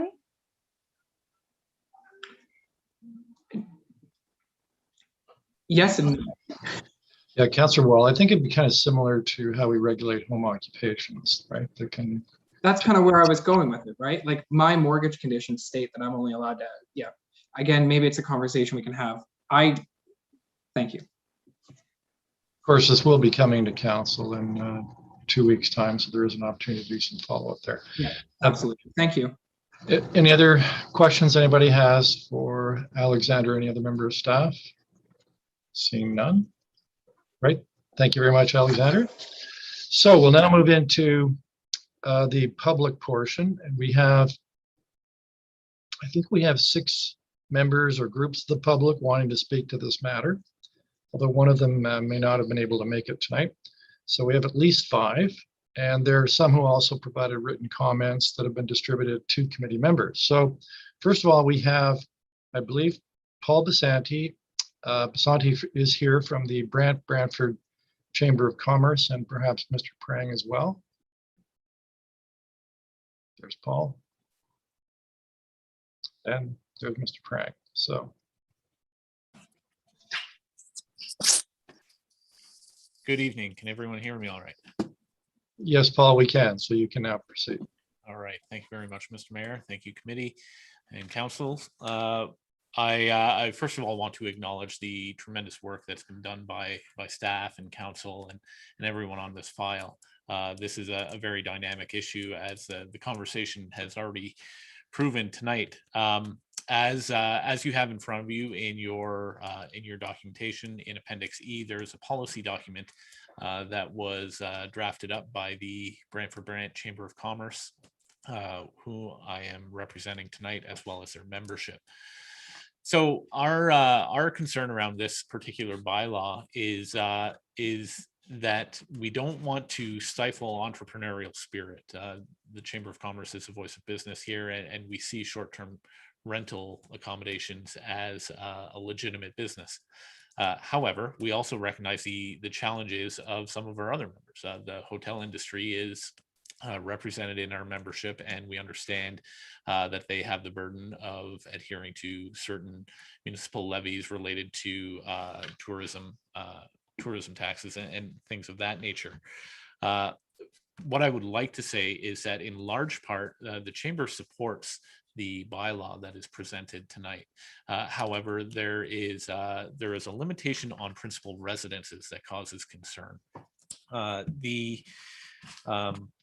The nature of this, and I'll sort of speak to one of the questions that Councillor Antosky brought up earlier on tonight. The comparative municipalities that were involved in this study by staff, as thorough as it is, include Toronto, Vancouver, Oakville, Oshawa, and others. And these communities, in my opinion, are not analogous to the city that we find ourselves in. The recommendations and findings of the report, as thorough as they are relying very heavily on a policy document entitled Regulating Short-Term Rentals, a Toolkit for Local Governments. This document, again, very thorough, drafted by a West Coast group of policy makers, think tanks, and affiliated people from Vancouver. Vancouver, as we all know, is suffering from serious over-speculation on real estate development, and is facing some very serious questions there. Many of these are not concerns that directly relate to Brantford's concerns. Brantford needs to bring more housing product online in order to service the demand we have here for all types of housing product. What I wanted to get into in specific was that the report that staff is relying on heavily here talks about potential harms, and it names a number of them. It talks about housing loss. That's a term that I take issue with in the report drafted by that West Coast group, because it is only really looking at the situation from the point of view of the as-built housing product. The report identifies benefits, it identifies harms, but it only considers the unit as having already been created. And if someone is taking a unit and repositioning it as a short-term rental, it is being deemed a loss. However, I wanted to speak to the nature of multi-unit residential development, something that I have professional experience in, and that I know many on council here know the ins and outs of as well. The proportion of funding that needs to be acquired before a shovel can be put into the ground on any sort of multi-use or multi-unit residential building that then has a proportion deployed as short-term rentals is a function of private money that is brought by the developer. It's a function of the purchasers who want to reside in the building, but it's also a function of investors who want to purchase a bespoke built for short-term rental purposes unit. And the confluence of all these different factors, I use the analogy of a three-legged stool. If you have three legs on a stool, even if they're not all bearing the same amount of weight.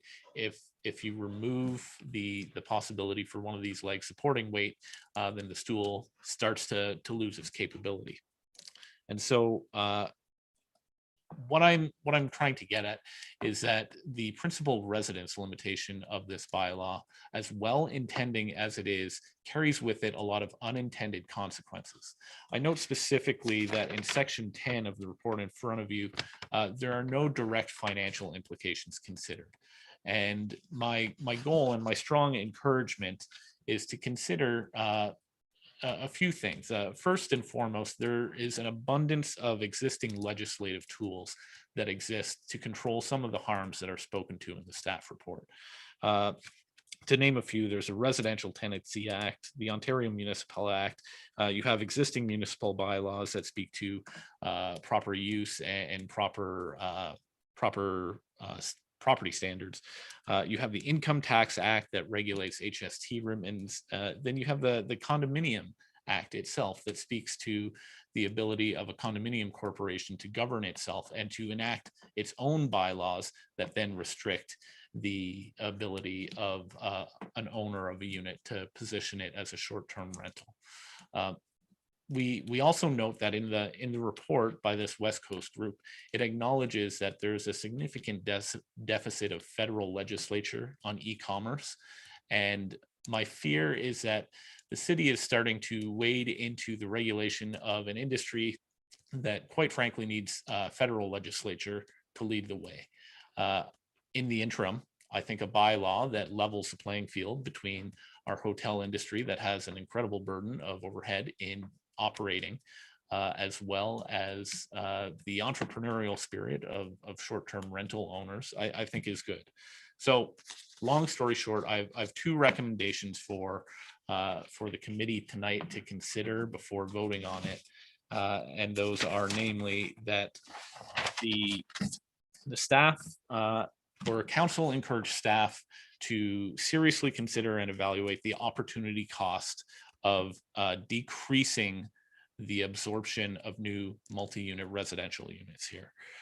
There is an opportunity cost in terms of the deceleration or the lessening of development charges, as well as taxable revenue from those properties.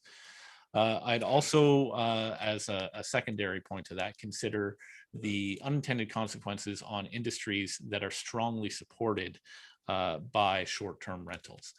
We have a thriving, before COVID, of course, we had a thriving hotel accommodation industry here that supports our tourism, but the other component of our local tourism board is depending on these 50 or so short-term rentals, as staff identified, to bring in tourists or non-domestic business workers to spend their discretionary income in town here. One thing noted in that West Coast report was that for a CMA such as Brantford Brant, there is likely a 15 to 25% of the units that are absorbed on a yearly basis that are rented frequently enough that they wouldn't support a principal residence.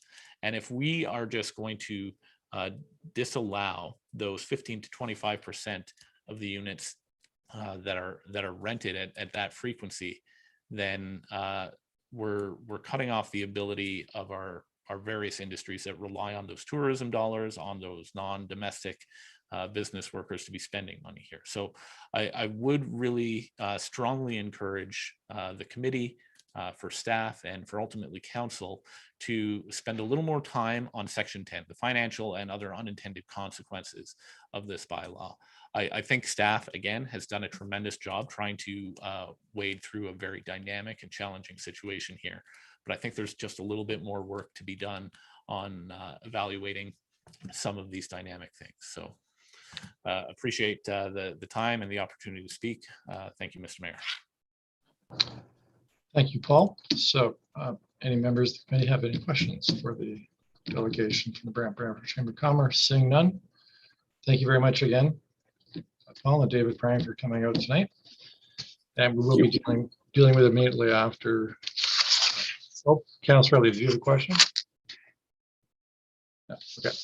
All right. So we'll now move on to the second public member, the Shanti Bola from Airbnb. We could bring her in. Hello, can you all hear me? Yes, we can hear you. I don't think we can see you right now, but. My internet's a little unstable, so unfortunately I won't be able to put my camera on this evening. But my name is Shanti Bola, and I'm a policy associate for Airbnb, here to talk on behalf of the company this evening on the regulations that Brantford is currently considering.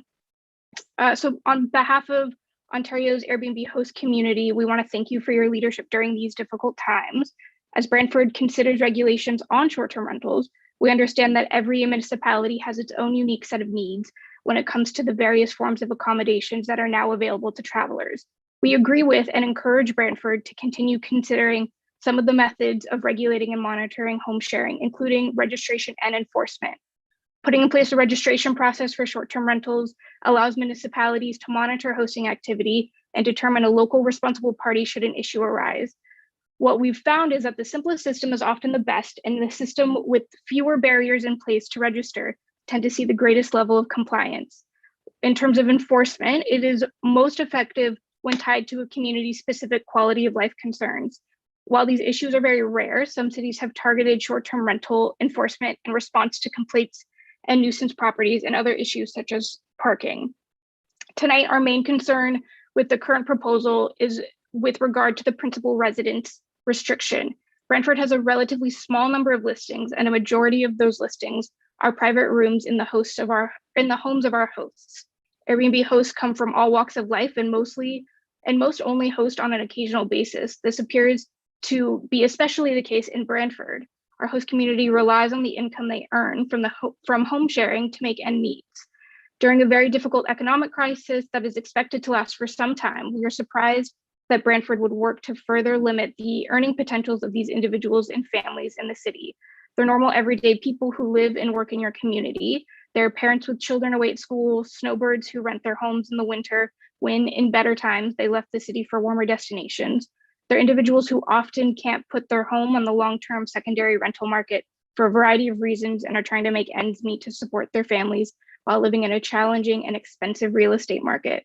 Between pandemic job losses and a Canada-wide housing bubble, it is imperative that people be able to leverage their most expensive and valuable asset as a tool of economic empowerment and growth.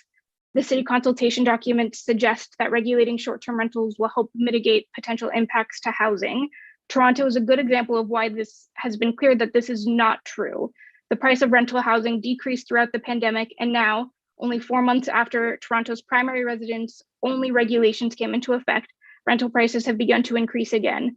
A good example of sensible regulations would be Calgary, which has a two-tiered registration system for primary and secondary homes and includes additional costs for secondary homes.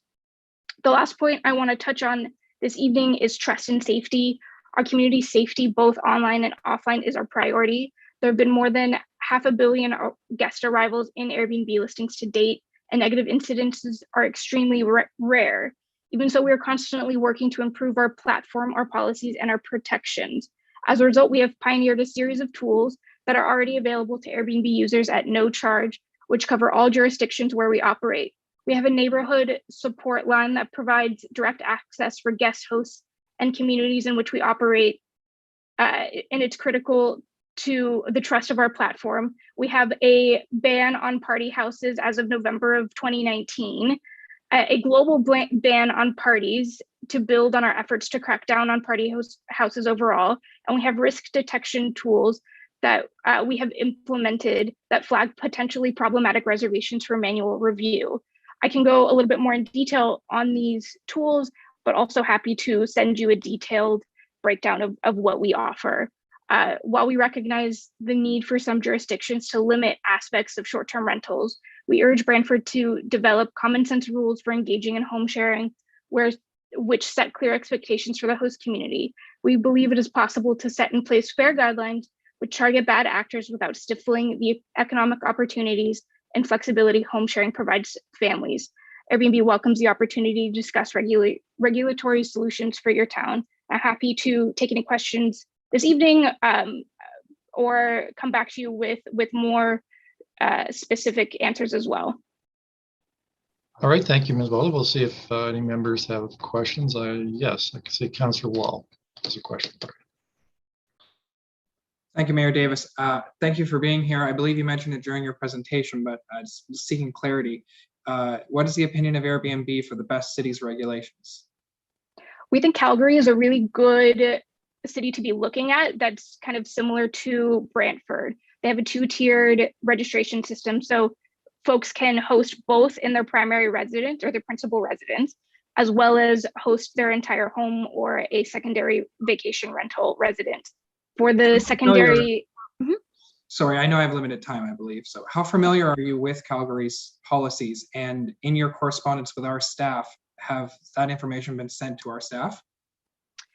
That's a really good question. I believe my colleague Nathan has been in contact with your staff, so I would have to check with him to see if he had sent that information. I believe he sent a letter a couple of months ago that kind of outlined some of the other the tools in our opinion on regulations in general. Myself, I'm not 100% familiar with the regulations in Calgary, but happy to, again, find them and send them along.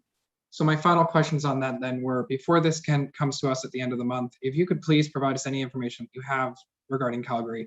And then I'm also curious about the process that led Calgary to be your Cadillac of policies, right? Did they start out like we did and do this and then slowly adapt and change over time? Or, how did they get to be that for you guys? I don't know if you can touch on that at all. Like, were you a part of that process? Unfortunately, I wasn't a part of that process, but again, my colleague Nathan, I think he was very much involved. So happy to have him directly communicate with you his experience with Calgary and what the outcomes have been since.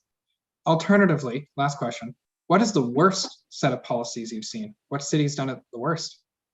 Oof, that's a very interesting question. I think it depends definitely on the city because, as I mentioned, every city has their own unique set of concerns when it comes to short-term rentals. I think there have been cities that have limited the amount of nights that somebody can host like a single bedroom in their home. And then on top of that have made the registration process next to impossible, including inspections are being required, various very specific forms of identification when it comes to potentially requiring property deeds to confirm that they actually own the property, things like that have been really, really onerous and complicated for our host community to just even comply, let alone, allow them to host. Thank you. Councillor Antosky. Thank you, Mr. Mayor. Through you to Shanti, and Shanti, you may or may not be able to answer these tonight, but if you can't, if this can also come back in the information about Calgary, because you've piqued my interest. But when you talk about the two tiers of a primary and a secondary residence, two tiers in costing, is that specifically what the tiers are related to? So excuse me, in Calgary, I believe that the regulations are the same to whether or not you're hosting in your principal residence or you're hosting a secondary home.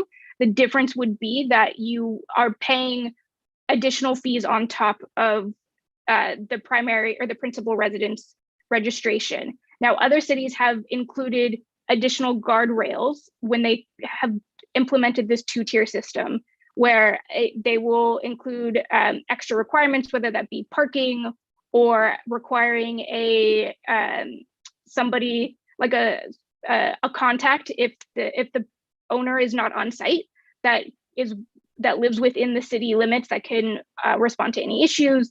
Things like that have been additional requirements to secondary homes in places that have these two-tiered systems.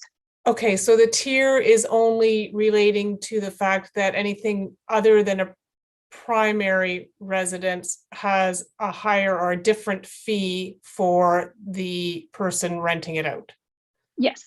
Okay, so secondly, the other question I would have is primary versus secondary. It sounds like there's only two homes. How many secondary places can someone have? I know they, sorry, I know they I- can only have one primary. How many second, can they have 10? It depends on the city. In regards to Calgary, I'm not entirely sure, but again, happy to include that information in the follow-up. That'd be great. If we could have that come back, that'd be great. Thank you. Well, Ms. Wall, I think those are all the questions. Once again, thank you for taking the time to provide us with that information tonight, and also the written submission you sent to us, which was distributed to the committee members. And we will be dealing with this shortly after the public hearing is completed. Great, thank you so much. Thank you. All right, so the next person that we have who would like to speak to this is, I believe it's Ryan Dockman would like to speak to us. So Ryan, if you could please come forward, state your full name, your address, and then you can then proceed to provide us with your comments. There you are. You were there.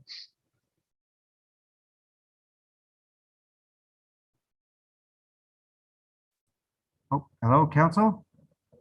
Yeah, we can hear you. Ryan, did you want to provide a video link, or? I can just speak. I'm just at my warehouse right now. So I found out about this meeting. So I appreciate you giving So me- Ryan, could you provide us with your address for the record? Sorry. Yep, it's 105 Wellington Street. Okay. Great. Okay, go ahead. Yeah, so I just found out about this meeting, and I'm surprised. I'm newer to Brantford. I only moved here about a year and a half ago, so I'm not sure how to get information about when you're trying to pass resolutions like this. But I'll just give you a little bit of a backdrop. We moved to Brantford. My wife was on mat leave, and we came to Brantford to save money so we could potentially buy a home in Toronto. That's where we're both from. My wife's a teacher, and I'm a business owner in Brantford, and I employ a few students here. And we're actually living right now at my wife's grandparents' place. They're one of them's in a home, one of them's deceased, but we live in the grandparents' place at 33 Hampton Street, but we purchased a property, 105 Wellington Street, which is right across from City Hall. And the purpose of buying it was to kind of offset the, while we were saving for a house in Toronto, was to offset the increase in home prices in Toronto. And we haven't even succeeded in that, in purchasing this property, because the prices continue to go up and up and up and up and up. But the idea is that we would rent out this unit to do some Airbnb. We had one tent, we have a triplex. One was, there was one unit was occupied and two were unoccupied. The two units, and I want to bring this to council, and I think it's important to understand that the property was very much used for speculative reasons. The two units, the two additional units of the property were empty for like 3 or 4 years. So maybe it's possible that the council, I don't know if you have any resolutions looking at properties that are empty being completely used for speculative purposes. But what we decided to do was create an Airbnb with the two additional units. So somebody talked about entrepreneurial spirit. We furnished the place. We had to cut out the tube wiring. So we invested another $25,000 into the property plus furnishings. But we also employ people in the community. We employ cleaning ladies as well as maintenance people at our property, where there's also a lot of Uber Eats people that would, help bring food to their tenants. We haven't been able to do Airbnb since we really got the place. That was the idea. It's been more used for midterm rental, short to midterm rental, but we would like the opportunity to continue to use it as short-term rental. It would be more of a secondary residence scenario, even though it's our only home that we actually own. But in the time that we've had it, I think it's very difficult for people wanting to move to Brantford to find somewhere where they can just find accommodation and then look for apartments. They're quite expensive from what I understand, and they're very difficult to find. So we've been providing and bridging that gap for people while they come into the community. our tenants right now is they're UCLA professors. They weren't able to get back into the country. Two of our other tenants throughout COVID or immigrants that were coming to the country. They were so happy they got into the country and they needed somewhere to stay short term while they found somewhere permanent to live.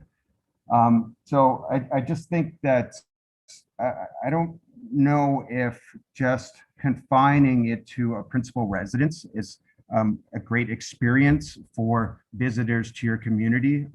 Airbnb tenants rents, people who host Airbnbs like to create experiences for the users because it's always about reviews and they have to rate their experiences or people won't use it. So if you looked at some of the units that are in the downtown core, they're amazing. They're spotless, they're immaculate. The people who host them have good communication. They actually bring a better experience to your community. So I think you'd be doing the downtown core a huge disservice by limiting the ability of the entrepreneurs of your community to create experiences for people that want to visit them, people that want to visit the students of the community, people who are coming to check out the universities in the community.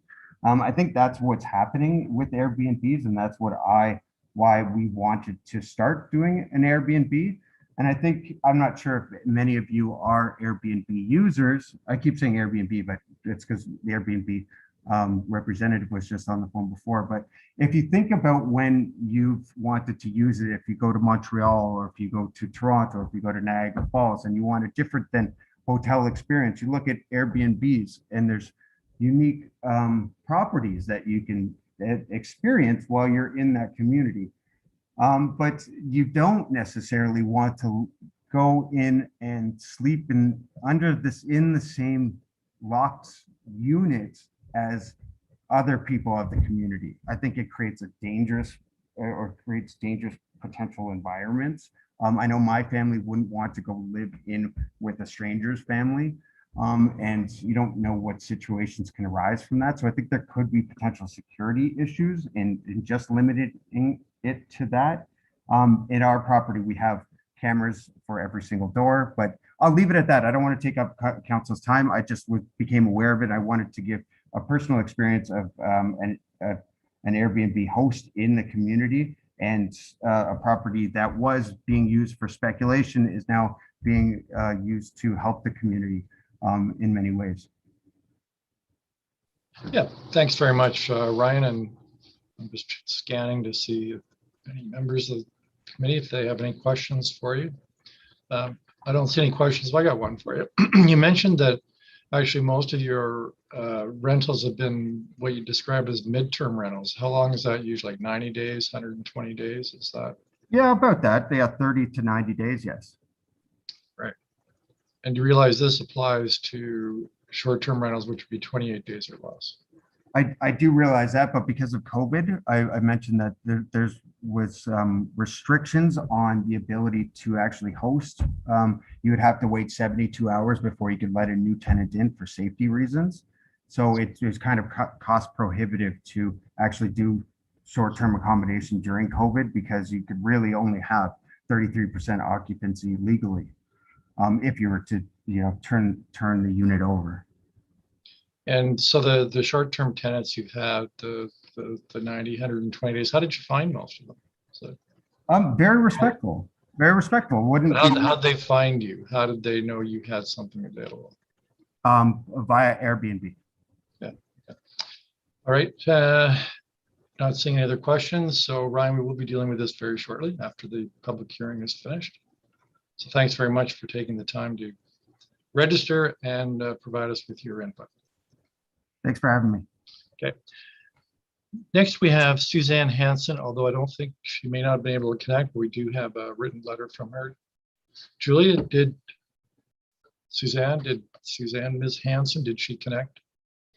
No, to you, the Ms. Hanson has not made it to the meeting. Okay, but we do have a letter from her that we did distribute. Yes. Right. Okay. So next, I think, Julie, will that be Gary Mills? That is correct. All right, and is Mr. Mills the last member of the public? That is the last registered member of the public, yes. Right, okay. So Mr. Mills, if you please come forward, state your full name, please, your address, and then provide us with your info.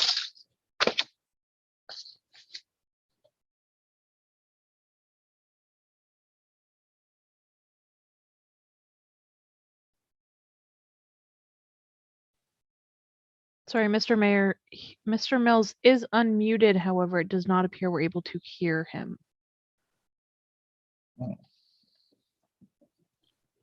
Can you connect directly with him so that he knows that? Yes.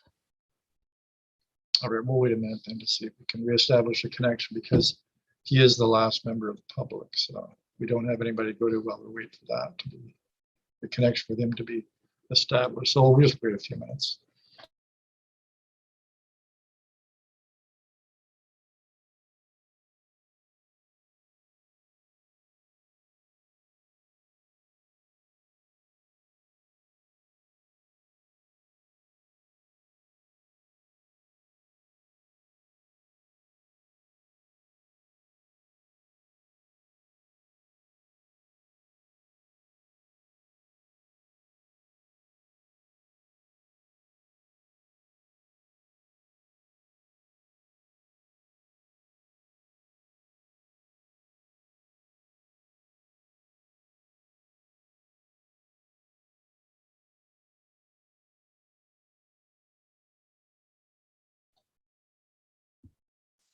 Mr. Mayor, I have Mr. Mills on the line with me.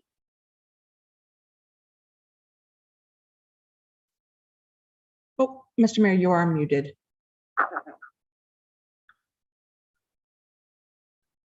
So You're still muted, Mayor. Mr. Mills, are you there? Can you talk to us? Yes, I'm there. Can you hear me now? Yeah, we can. So if you would just simply state your name again, please provide us with your address, and then you can proceed with your oral presentation. It's Gary Mills, 38 Ivanhoe Road. Okay, continue, Mr. Mills. They've been doing this, hang on, I gotta turn my volume down. Been doing this for a couple of years now, except during COVID. And it's a really great thing for people to be able to do this. We have met so many people from around the world that come here for days or weeks actually. And I just don't know why we have to regulate Brantford for say we're not Toronto, we don't have the party houses and all the gang things going on here that renting these houses out like they do in the other areas. Being compared to Toronto is very unsettling.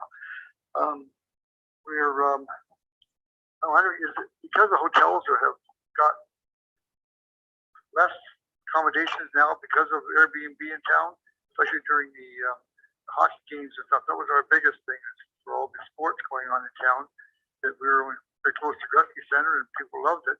But they built so many hotel rooms that I'm not sure if they're the ones that are behind us saying, hey, it's not fair to have them out there, getting out of business.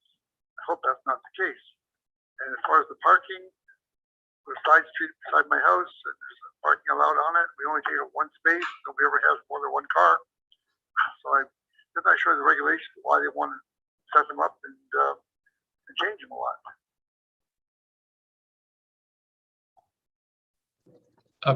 Anything else, Mr. Mills?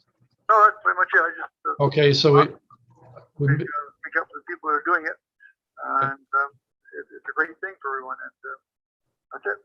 Okay, well, hang on, Mr. Mills. We a couple of members may have questions for you. In fact, I know one for sure. Councillor Van Tilburg would like to ask you a couple of questions. So, Councillor Van Tilburg.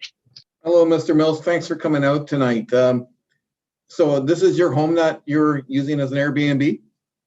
Yes, we live in a house. We but renovated one quarter of the house to be used as outside entrance. And they have all the conveniences they need. Locked off our house by a lock and key doors, and it's working well. Right on. And you have your own parking spaces, right? Yes, we do. We have two for our own cars on our regular side, and then on the side of the end of the house it's on a side street. It's just free parking. Okay, well, thank you very much. I just wanted to make sure that we're clear on how you're renting out. Much appreciated.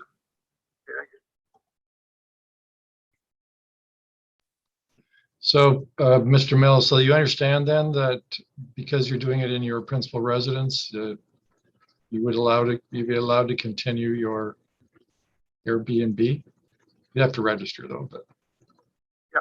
Now, is it a registration fee or is it going to be something like that, or is it just going to be just a register so that you know what's going on? Yeah, that hasn't been totally worked out. There'd like to be some fee. All right. So is there anybody else has any questions for Mr. Mills? Yeah, my whole thing is it's all on the up and up. We paid the income tax, there's declared on there, that make money on it, our expenses and everything else. So it's not like we're hiding anything. I think most people are doing the same thing. Right. All right. Well, thank you very much, Mr. Mills. We will be dealing with this very shortly, and then again at council in 2 weeks' time. Okay, thank you. All right. Thank you. Have a good evening. So now we'll move back to staff. That's all the members of the public who registered. So staff now, as the city is the applicant, have an opportunity to come forward and address any of the issues that have arisen during the members of the public that were speaking to this, and any clarification it can provide us. So Alexander, you going to come back? There you are. Thank you, Mr. Mayor. So planning staff are proposing a principal residence requirement, and this was based on the best practices and issues that can arise when the properties are functioning as a sole purpose of a short-term rental accommodation. In looking at that, we are proposing to allow for accessory dwelling units within a principal residence to be permitted as a short-term rental accommodation. So that's kind of what we have looked at. So the last member of the public, he would be able to continue to provide his short-term rental accommodation use, and really that is what we have looked at. We also did look a bit at the city of Calgary, and they had provided a registry program, but they had not regulated through the zoning bylaw. So it isn't proposed the same way as what we're proposing through the zoning bylaw. All right, Councillor Utley, I think you've got a question for Alexander. Thank you, Mr. Mayor, through you. Alexandra, Mr. Basanti in his presentation mentioned a review of section 10. I can't remember all the details of that, but how long would it take to do a review and make some comments on it? Through you, Mr. Mayor, I'm pretty sure through our current review and the review of more municipalities, such as the more in-depth review of Calgary, that could come forward as, from my understanding, a memo to council, and we could look into that as well. Is there any possibility that could come to us before council meets?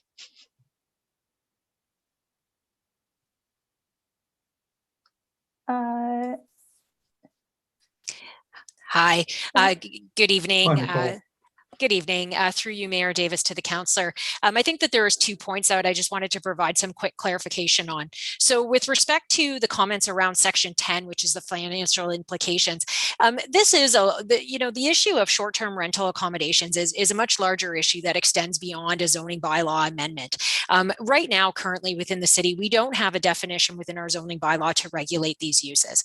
The implication of these uses on different sectors, as well as the financial implications, is outside of the scope of this zoning bylaw amendment, but that information could be brought back to members of council, maybe potentially at a later date once we do have a registry program in place and we are able to consider and review the short-term rental accommodation market within the city of Brantford.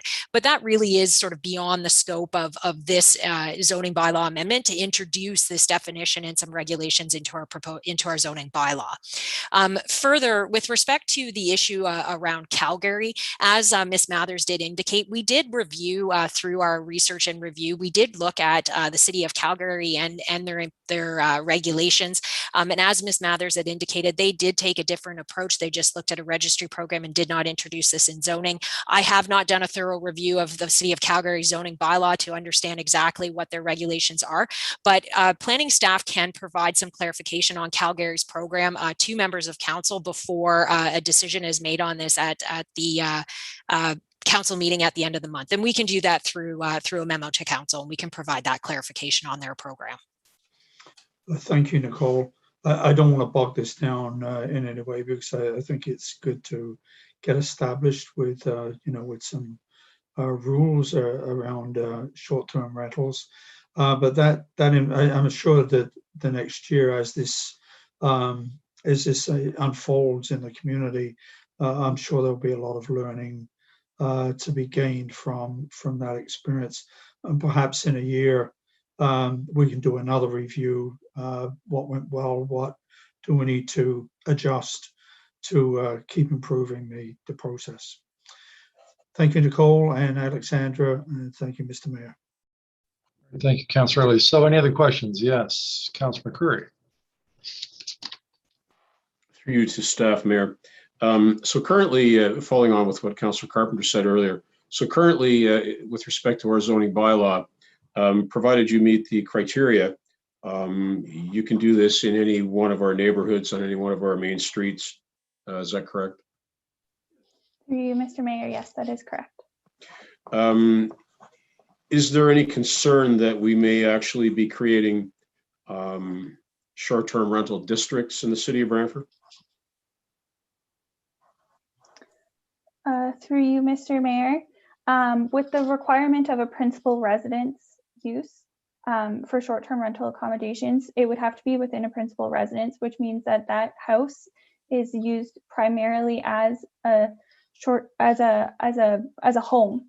So these short-term rental accommodation uses would then be temporary or as secondary to the use of the home as a house for a member who lives in, or a member of the public who lives in Brantford. So let's look at Dufferin Ave, for instance. Consecutive very large homes. For some of those folks, they may have several spare rooms in their house. With respect to us allowing these anywhere, could we very well end up with an entire street that's Airbnb accommodation? And is that in the best interest of the municipality? Through you, Mr. Mayor, again, as it is a principal residence requirement, that use as a short-term rental accommodation is then secondary to the house being used as a main use. So while yes, they could function as short-term rental accommodations if it is a principal residence, the main use of those houses along that entire street, regardless of where it's located, would be the principal residence of someone who lives in Brantford. No, So I get that. That wasn't my question. My question was, should we be considering further regulation so we don't see concentrations of these things in neighborhoods? Nicole, can you help us on that? Yes, exactly. Through you, Mayor Davis, to the councillor. Mayor, so through our best practices research, right now it is generally standard practice on the municipalities that we have been able to review that it is limited to that principal resident use, rather than limiting them to sectors of a municipality or neighborhoods or areas within a municipality. Specifically, the principal resident use is designed to eliminate that clustering of rental properties or properties that are being purchased and creating those sort of what is referred to in the industry as those ghost hotels, in which they are remain vacant unless they are rented for a short-term use. So we are trying at first to regulate with that principal resident use, but you are correct in that it could conceivably result in houses on a street where every owner of that house is in an Airbnb program. And so we haven't, this proposed zoning bylaw would not eliminate that possibility. But that possibility is also occurring now in the fact that we know that they are operating in the city, and they could very well be operating on entire properties on streets. Sure. We only get one crack at this, though. I think back to our food truck experience where we had no bylaw in place. and we had allowed something to go unchecked. But here, once we've allowed anyone in the municipality to begin to operate one of these Airbnb type places, then the proliferation of these places on a given street or in a given district is really going to be well beyond our control. And are we really looking out for the best interests of the people who want to live in quiet residential neighborhoods? We've already seen the onslaught, thanks to the previous Liberal government, of allowing unfettered second Councillor units. Query, do you have a question? Because we're still in the public hearing portion. Mayor, if you will indulge me as you do with others, I'll come to that. So get to the question, I'd appreciate it.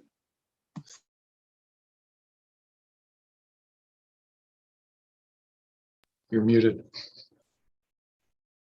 I'm done. Okay, thanks. Any other questions? Seeing none. Thank you very much, Alexandra and Nicole. So we'll now put it on get this resolution on the floor so it can now be debated. And I believe Councillor Antosky, it's proposed that you be the mover and seeking a seconder, and if you can confirm that and state your seconder and read the Councillor Weaver saying he'll second it. And if you could please read it. Thank you, Mayor.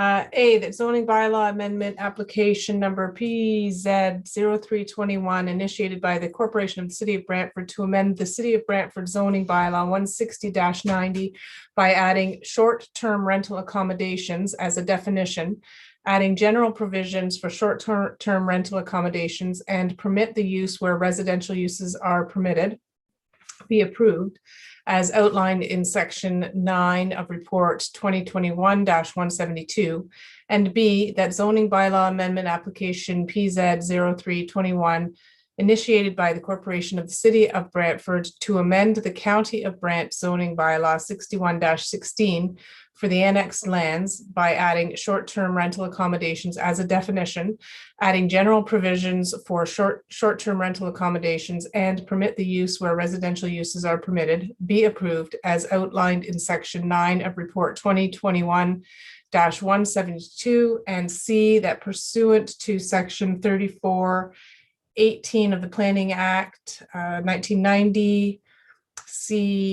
P13, the following statement shall be included in the notice of decision. Regard has been had for all written and oral submissions received from the public before the decision was made in relation to this planning matter, as discussed in section 8.2 of report 2021-172.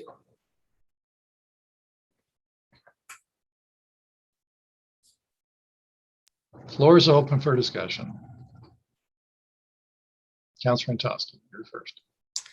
Thanks, Mayor. Just a brief statement. This is one of those issues I can see very strong pros and cons on both sides of the argument here, and it is very new across the country. And I think that there are going to be changes along the way, and that we have to start maybe a bit cautiously. I hear some of the councillors' suggestions, but we have to start and we have to see what our experience is, and then we come back and take a peek and tweak what we need to. So I'm going to vote in favor of this. I think it's a good place to start, and then we can monitor as we go along. I think there was a suggestion to come back in a year and look at what the actual experience has been, because we can sit here all day and contemplate what the experience might be. But as we know, it's every municipality is a little bit different. So for those reasons, I will vote in favor of getting this started. All right, thank you. Next, Councillor Van Tilburg. Yes, I'm going to support this as well. I think there's been a lot of thought and a lot of consideration for the community, and we have to start somewhere. I think we're all kind of proceeding with a level of caution, and something I may hear more tonight, but if not, certainly within a couple of weeks. Councillor McCurry was about to make probably a valid position regarding what might happen on a street. So like I said, we all have our concerns, and we also all want to see this controlled and regulated. I think that's very important. It's very important to the neighborhoods. And quite frankly, for me, just on the initial starting point, and no offense to anybody and how they're running their show, but the rental stock in the old ward where properties, rentals were generally pretty affordable. Well, each time one of these properties are affordable to buy, there's been a high level of conversion. And it's conversion to make the most amount of money. And I understand that. I mean, that's what people want to do. That's that entrepreneurship. But it's causing a lot of problems in my area that I see and I hear from people. And that's with regards to their inability to find an affordable rental property or to find a rental property. And yet I'm watching them get converted. And at the same time, I have a wonderful hotel in the downtown area, which could house exactly some of the people that are being housed in the Airbnbs, and they're empty and stuck with extra fees and extra conditions. And I don't think that's fair if some of the people that are doing a short-term stay can stay in that downtown hotel, and then I can have residences actually living that need a rental unit to stay. And that seems to be the premise. Now, one of the questions I do want to get an answer to, because Councilor McCurry said this was possibly a one-shot deal, and I'm not sure that it is. And I hope that we do have that ability to change as change is needed. We are starting somewhere, and we're starting with something. And I think this is the most balanced and cautious approach at the same time. I don't know for sure if that's written in stone, so perhaps I can get an answer to those questions either later tonight somehow or before we meet for council. But that's kind of my position on it. I will support this. I think it's been very good work put into it. I thought it might actually come to us a lot more lax, and I'll just stop right there. Thanks. Councilor McCurry, you're next. Mayor, thank you. Well, I do have a number of reservations concerning what's before us tonight. First of all, I heard from Gary earlier, and I know the neighborhood, and I know he rents out a room, and I know a lot of people that do that, and I think that really is where we should be headed with this. As a previous speaker said, I've also seen full house conversions in neighborhoods, which turns homes into hotels, and that's the flip side of that. I do have some concerns. I'm not sure. We're selling a golf course to fund affordable housing, and this does take affordable housing out of the market if you're talking about whole houses that are being converted. I get the thing about principal residence, but I think we have to be consistent in our messaging. I hear the Chamber of Commerce's concerns, and I think they're well spoken. They're speaking to entrepreneurship, and they also, if councilors read the summary that we got from them, they're looking at the fact that this may help some folks stay in their houses, and in that respect, it does speak to the affordable housing crisis that we have. Once a property has applied and been granted a license to operate an Airbnb, which I'll call it, I guess. I'm thinking that that's a license that, as long as it's renewed every year, is in perpetuity. And I do see a concern in seeing whole neighborhoods, as the councilor alluded to earlier, whole neighborhoods being converted to Airbnb or short-term rental usage. And I hear too that we've got to start somewhere, and I agree. But I'd kind of like to make sure that we're all on the same page here, and I'd kind of like to make sure that we're not making errors of omission that are going to do us in some dire straits later on. And I'm not sure that there should be some exclusion districts in the city of Brantford, and I don't know what that would look like. But do we want Airbnbs around schools? And I mean that's a question. It's a question I think that needs asking. And having spoken to a lot of hotel owners in the last year about another initiative, they're seeing some of their business going to Airbnbs in terms of, say, contractors that may be in the area for a month or 2 months or 3 months working. They're losing that business. And, is that that kind of transient occupation? is that I don't mean transient in terms of the definitions applied to a human, but transient in terms of folks who are moving through the community for short periods of time. Is that the type of use that you necessarily want next to a daycare? I'm just thinking of all the uses that go on in our neighborhoods, and as I almost said earlier, when you look at the assault on our neighborhoods that was perpetrated by a previous government by allowing unfettered development of second units in every building in town, and then you look at some of the developments that we approve, folks have got a right to enjoy, I think, their homes in a residential setting, and I just think that we need to think on this a bit longer and take into account some of these concerns.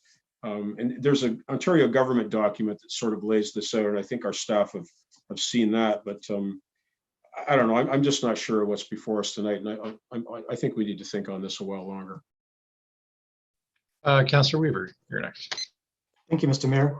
I'm going to be supporting this. I think this actually is it's a good report. I think it strikes a good balance. At the end of the day, my personal opinion is I'm less inclined to support an Airbnb. I'm more inclined to support neighbors and neighborhoods, which I think this report, with the way it's laid out, actually does that. I have no doubt we will have to revisit it.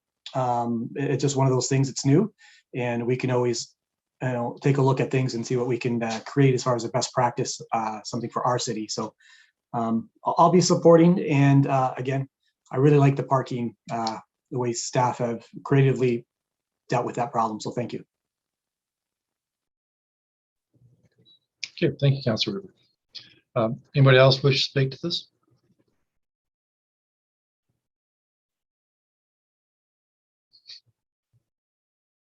Okay, well, let's call the vote. Let's take the vote, please, Julia.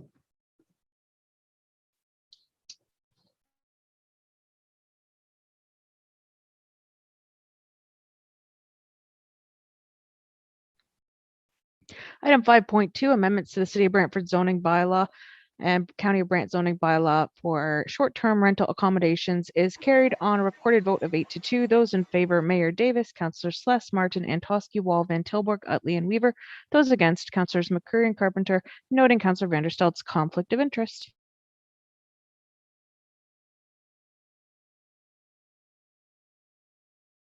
Well, Councillor Wall, I'm very happy to turn the chair back over to you so you complete the balance of the items on our agenda tonight. Well, let me say, be the first to say you did a fantastic job of doing your job. Okay. So we are now moving on to item number 6, delegations. Members of the committee, we have received one delegation for tonight's meeting. The registration is for item 7.1.1, Brentwood Park Road cycle lanes. See you, Julia.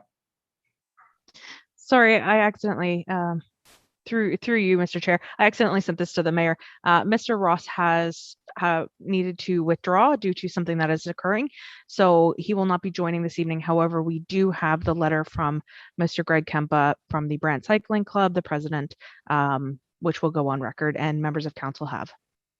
So is this item still moved up then? Yes, you can do that. Sure thing. Okay. So then moving on to item number 7, items for consideration consent. We will now consider the items that were separated for discussion purposes. Councillor Vanderstelt, please read the motion to place all separated items for consideration consent not previously voted on the floor. I'd be glad to do so, Chair Wall. Actually, sorry, Julia, could you throw that up on the screen for a minute, please? My apologies. That all items for consideration consent items 7.1 and 7.2 separated for discussion purposes be approved. Thank you very much, Julia. Thank you, Mr. Chair.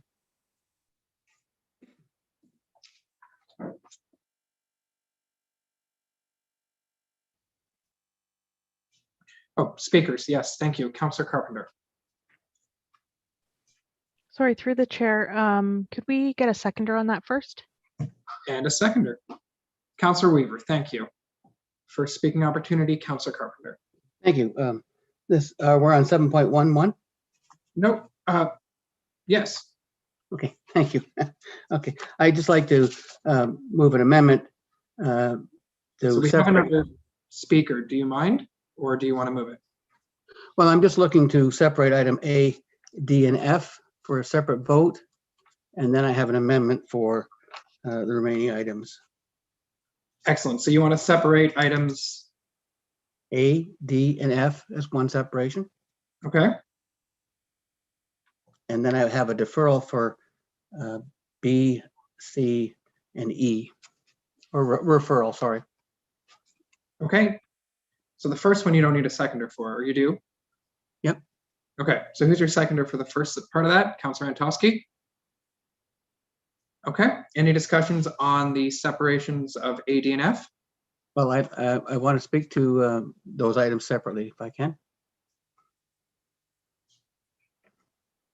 Separation. Councilor Carpenter. Okay, separation doesn't require a vote, it's just separation. Thank you. Thank you. Everyone has received a number of emails and correspondence from the people on Brentwood Park Road that are opposed to this project moving forward at this time.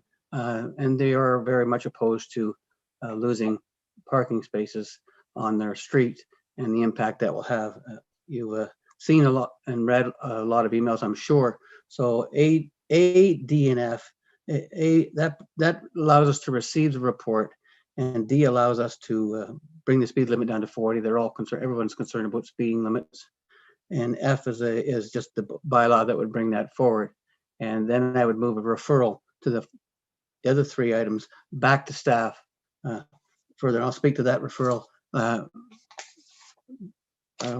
later, but staff are haven't sent out the letter to correspond with the residents yet. The letter is going out. I have a copy of it before me, but it does say in the letter, due to the deferral, this project will not be undertaken in 2021, and any future possibility implementation will require council's approval. That's one of the highlighted items in that letter that's going out to the residents.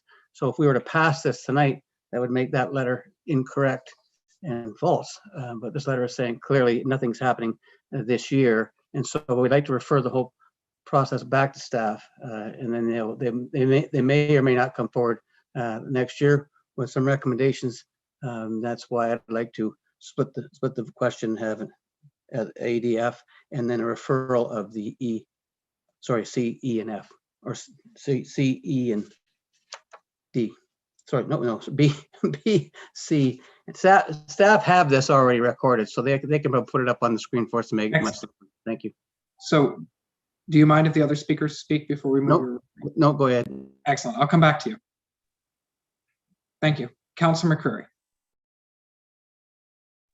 Mr. Chair, thank you very much. Through you to staff, I'm going to reference figure 2 in the report, which is the City of Brantford on-road cycling network. Could staff make a correction in this document? It indicates that Dunstan Street is on the list of projects for 2021, and that's not the case. Councillor Martin and I have asked that be deferred until we can do a proper consult.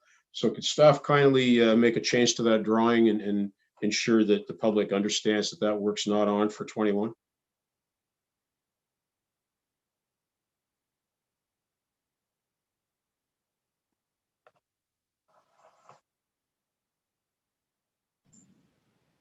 Russ Lukes, Director of Engineering Services. Yes, we can make sure that happens.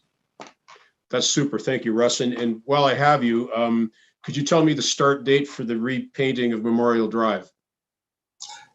Through the chair, I don't have an exact date for that. I can tell you that we're processing tender documents for that project and the other documents that's going through the final design and going through tendering in May. So depend on. What's your best guess? My best guess be sometime possibly in July, when we finally get to doing that work, when we get the design done, tendering done, and get it out to get a contractor on site. And that'll come before any of the other pavement lining work in 21, right? Through the chair, we've tried to do but all of them are all going to go as one contract, but our goal is to try and do the Memorial one before the other ones in July. Thank you, Russ. Thank you very much.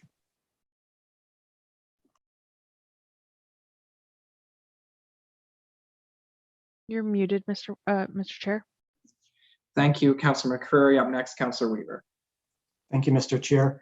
Could staff remind me of the funding for this? I believe we were getting some grants if we were to have this completed by this year. Can you just reiterate that for me, please? Make sure I'm correct. It's Russ Luke's Engineering Services again. Through the chair, yeah, that's correct. The original plan for the report was brought in April, was to fund it through 80% through the Ontario commuter cycling program. But in order to do that, the work would need to be completed by the end of this year. So as we noted, the deferral of the report from April for more discussion has made it impossible now to implement that in this year. But as you may recall from the memo we sent out to council at the end of April, I believe we indicated other ways we would spend the money that was allocated to us for that program. So because this was referred the first time, we lost that funding opportunity. Through the chair, I just want to make it clear that the funding is there. It can't be used for this project. You are correct. And I just want to make sure we understand that the staff have been working hard to look for other ways to use that funding, so it will be used. Okay, thanks, Russ. I'm going to be supporting this in its entirety. I think staff have done a good job with the report. This report is also based off of our transportation master plan and our cycling master plan for our cycling routes throughout the city that have all been approved by this city council already. So I think it would be prudent for us to continue on with that, since we have made a commitment to have a cycling route that's all interconnected within our city. And this is one of those routes that we need to make sure we're taking. So I'll be supporting staff's recommendation today. I'm not muted this time. Councillor Weaver, thank you very much. Next up in the queue, I have Councillor Antosky. Thank you, Mr. Chair. I also agree. Staff did a great job on this, and they did exactly what they were asked to do, and they're following the master transportation plan and the Vision Zero and all the other plans that we've got going on that this supports. And that's their job. And our job is to represent our constituents, and our constituents have spoken very clearly and loudly that this is not something that they want at this point. There is connectivity from on the multi-use trail on Gretzky up to Powerline. We do have shared lanes at this point, and yes, I understand that the next step for safety for cyclists is to have dedicated lanes, but at this point, our constituents have asked us to represent them, and that's what we're doing. They have some very grave concerns, and I think by separating out the clauses, this enables us to do two things. We went out and asked our residents, so to then ignore what they tell us would be not doing our job. But also referring back to staff allows us to further engage our neighborhood with other traffic issues that come up. This is not specific to bike lanes or anything. It's parking and whatever happens to come up in regard to traffic, and we can put together a robust and an effective engagement process. So I look forward to that. I also want to thank staff for finding a way to use the money. It's not on Brentwood Park Road, but we don't have to send it back to the province. And so we will still benefit from that grant money in the city of Brantford. So thank you, Mr. Chair. Thank you, Councillor Antosky. I have next Councillor Vanderstelt. Thank you, Mr. Chair. Mr. Lukes, refresh my memory. It's getting shorter every day, it seems. Councillor McCreary, upon further review of some of the report provided for us today, had a potential future route removed so that he could carry on more conversations with people in the neighborhood. What route was that? Sorry. Through the chair, I believe Councillor McCreary was referring to the exhibit number 2 on page 5 of our report. And it talked about different routes that are in there. So one of the ones that's in our transportation master plan is Dunstan Street, connecting from North Park Street over to King George Road. That was one of the ones we suggested. Okay, all right. That's been. So at any given point, any member of council can just simply give direction to staff and say, hold off on that one for a minute. Let me check with my people to see if they're okay with it. Is that part of our normal process? We can just kind of pick something out of your recommendations just to do some extra homework at home and then make our recommendations at council?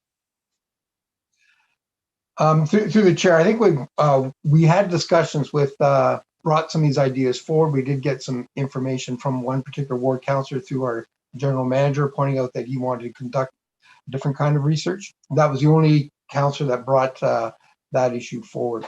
The other councillors were willing to go through the process we were doing so we could bring it back to council. Okay, so there are two different methodologies. Okay, thank you very much, Mr. Lukes. Appreciate it. I saw you pop up there, Andy. Did you want to add something? Yeah, just to the chair, we do meet with every ward councillor. They have an opportunity to meet and provide their feedback. And we met with Ward 3 councillors, Ward 4 councillors, as well as 5 for Erie Ave. So if there's any feedback, then we are able to take that feedback. And if the councillors wish to further engage their constituents, we will respect that as well, because the purpose of these reports are to do that work for the councillors, is to provide you with that feedback. And what you would have heard if you were to go on the streets yourself and from home to home. So the purpose of the report is actually to get that work done for members of council. If council wishes to go out and do that canvassing, they are more than welcome to. And if they'd like staff to hold off until they hear from their constituents, we will do that as well. Thank you. It sounds like the different ways of doing the same work. Thank you very much. Thank you, Councillor Vanderstelt. Okay, seeing Councillor Martin. Thank you, Mr. Chairman. Through you to Russ, you mentioned that staff are busy looking for alternative uses for these fundings so that we don't lose them. What have they come up with? Through the chair, we provided a memo to council identifying a number of those things. I can pull that up and read that out to council if they wish. So our memorandum that we provide to council April 27th identified 4 major components on this. I think one of them was to do with bicycle parking, locations, municipal parks, etc. Is one aspect. We identified some funding for trail counters. Another aspect. Another third aspect was cross rides. This would be pavement markings that where multi-use trails are crossing vehicle paths, and so improving the safety of those locations. And the other portion of it was we were looking at some portion that might be able to apply to the Albion Street reconstruction that is taking place, because it will include a cycle lane on that as well. Okay, and are these approved by the province as being suitable for this funding? Through the chair, I believe they are. Our active transportation planner has been in contact with the ministry and has got confirmation that those items can be used for that purpose. Okay. And it's been mentioned that we've received a lot of emails from residents along Brantwood Park Road, and we have. And one thing that's common through them is they're upset with the removal of parking from the street. So, and they're losing parking from one side. Can you imagine how upset they'd be if they lost parking from both sides? And that's what's happened on Memorial. That's why Memorial is having to be redone, because there were mistakes made on Memorial and they're being corrected. And what's being proposed for Brantwood Park doesn't make that mistake. And it's because of the mistakes on Memorial that we put a stop to the work continuing on Dunstan, because people in that neighborhood have already suffered through the mistakes on Memorial. We think it's only fair to give them a break from this kind of work for at least a year, and that's why we requested that this work be put off. Thank you. Thank you, Councillor Martin. Next up, Councillor Van Tilburg. Will this funding be available next year? Through the chair, no, it's not. The funding runs out at the end of this year. Okay, so I kind of understand some of the positions the councilors have put forward. However, can we not just send out the letters along Dundas Street, get the feedback for the councillors, and the councillors can then do the follow-up, hold the meetings and call the shots. And then if it's a no-go, it's a no-go. And we have an opportunity to use the funding if it's possible, and then we don't use it if it's not. At the same time, we could probably have an alternative. And the reason I pointed out that way is that's exactly the way Councillor Wall and myself handled it. It was actually Councillor Wall who mentioned when we saw the feedback, we actually didn't find that it was significant enough to feel comfortable. And Councillor Wall suggested actually that we contact the neighborhood association and get the input put on their signs, and the city put signs up to make it more noticeable to the public. And so some of my concerns, and possibly some of Councillor Wall's, were put to rest when we did the transition. So it is a possibility to do. I know there was feedback and blowback. However, I don't want to lose another street if it's a time issue, right? If it's a citizen call and a ward council call, that's a different kettle of fish. But I don't want to just lose it over time. So the on hold and the timelines are a little bit of an issue to me on whether it's doable, because again, finding the alternatives, I don't think anybody in this Zoom conference wants to lose any money that is in front of us, and lose an opportunity that is out there that we're just not quite aware of at this time. So if you could answer what possibilities might be available for not just Dunstan, but any of those projects along that line of thinking.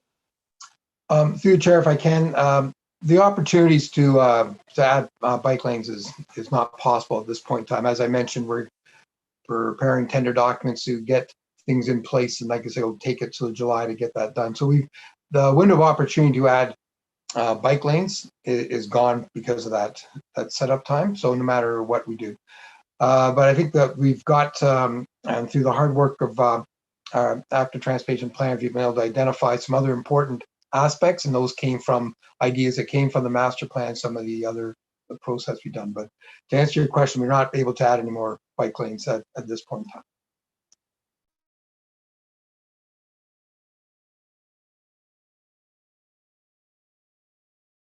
Sorry, thank you, Councillor Van Tilburg. Seeing no more first-time speakers, there's a second-time speaker, Councillor Carpenter, but I did promise you the opportunity to move your item. Well, I just like, we've got a split vote on A, D, and F, and I'd like my councillor colleagues to support this. This is really receiving. Sorry, point of order, Mr. Chair. I believe Councillor Curry has his hand up. Yeah, I was just confirming normally we allow motions after the first round of speak. So I was checking with Councillor Carpenter if he was okay with wait. Councillor McCurry, the floor is yours. Well, Mr. Chair, thank you very much. Just very briefly, I just want to reiterate the experience that Councillor Martin and I had, and we've done a number of these projects now. Our first one was North Park Street. We had, I believe, 2 public meetings, very well attended, lots of staff there, lots of great ideas, lots of interaction. We went ahead and did the project based on the input. That one was done on the base coat from the reconstruction.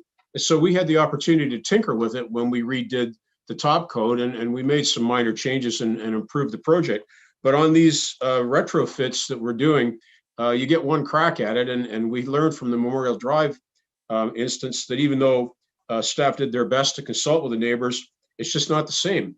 And so here we are. We're going to be redoing some of that in the spring because we didn't have the proper kind of feedback, and that's why Councillor Martin and I insisted that we take the Dunstan project off the rails for 2021, because as Greg said, we just didn't want to inflict a second experience on that immediate neighborhood of having, of going off the rails. So that's why that's off the books. And, if the ward councillors can pull a rabbit out of a hat on this, we can have bike lanes on Brantwood Park Road. But, I look at our experience and I think that, we've heard from the people on that street, and, we should listen to what they're saying, I guess, and let these folks have an opportunity to see if they can put 20 pounds of sugar in a 10-pound bag and have parking bike lanes and, have a good environment for all modes of transportation there, Mr. Chair. Okay, seeing no further speakers, thank you, Councillor McCreary. I'm going to call the vote on items A, D, and F. If that's what Councillor Carpenter wants, if I can just confirm with the clerk. Yes. Okay.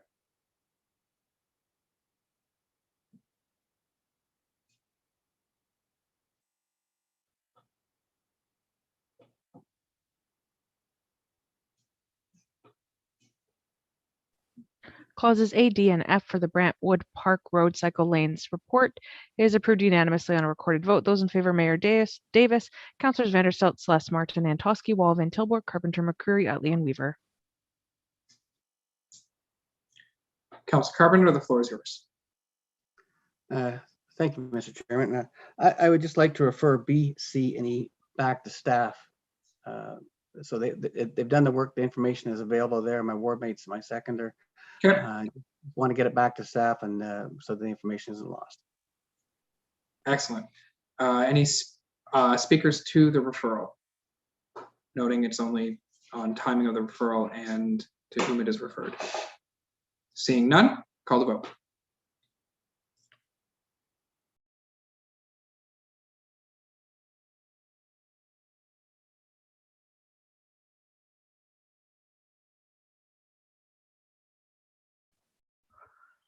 The referral of clauses B, C, and E back to staff is approved on a recorded vote of 10-1. Those in favor, Mayor Davis, Councillors Vanderstelt, Celeste Martin, Antosky, Wall, Van Tilburg, Carpenter, McCreary, and Utley. Those against, Councillor Weaver. Okay, moving right along, item 7.1.2, draft plan of condominium 29 CD-20506-248 Grand River Ave. Any speakers to this item? Seeing no speakers to the item. Oh, Mayor Davis, floor is all yours.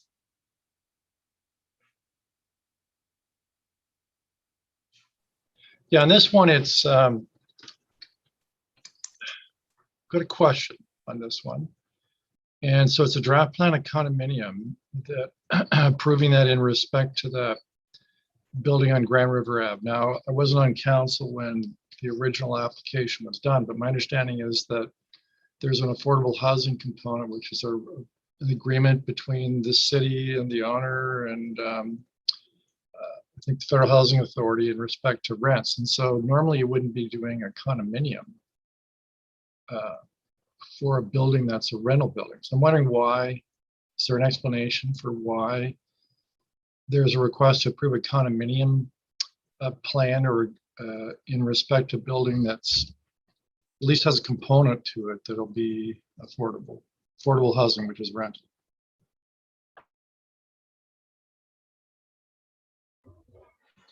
Good evening, Mayor Davis, members of council, Joe Mito, Manager of Development Planning. So what's in the report before committee this evening is primarily been done in regard to some of the policies that would not lend themselves in our official plan for a condominium conversion at a future date after occupancy. So as council is aware, the building is going up, and what the owner or developer is doing in this regard is applying for this draft plan of condominium so that at a future date after, let's say, for example, after the 20-year agreement with the city housing department is, let's say, either I guess lapsed, let's say, that they can at some point in the future then go ahead and sell these units. That's not been the idea or the claim from the current developer. The direction from the developer is that they are going to keep this as rental in regard to or in keeping with that 20-year agreement that's currently with the city. So the 20-year agreement means that they have to be provided as rental accommodation, even though there may be individual ownership of each unit under a condominium arrangement. Through you, Mr. Mayor, that is correct, and in discussions with the developer, the idea is to leverage the equity through that future condominium in order to prepare, produce, develop additional affordable housing units in the city. I'd never heard of it before, and I was now it makes sense to me. And thank you very much, Joe, for explaining that. You're quite welcome. Thank you. Thank you, Mr. Mayor. Councillor Weaver. Thank you, Mr. Chair.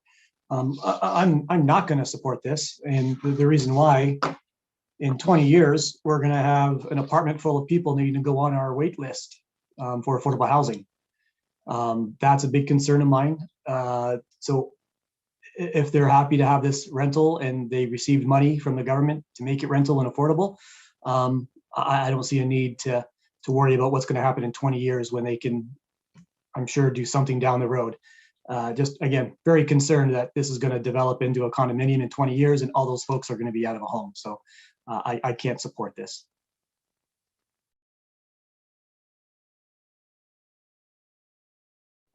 Thank you, Councillor Weaver. Councillor Martin. Thank you, Mr. Chairman. Through you to staff, what percentage of this development is going to be affordable?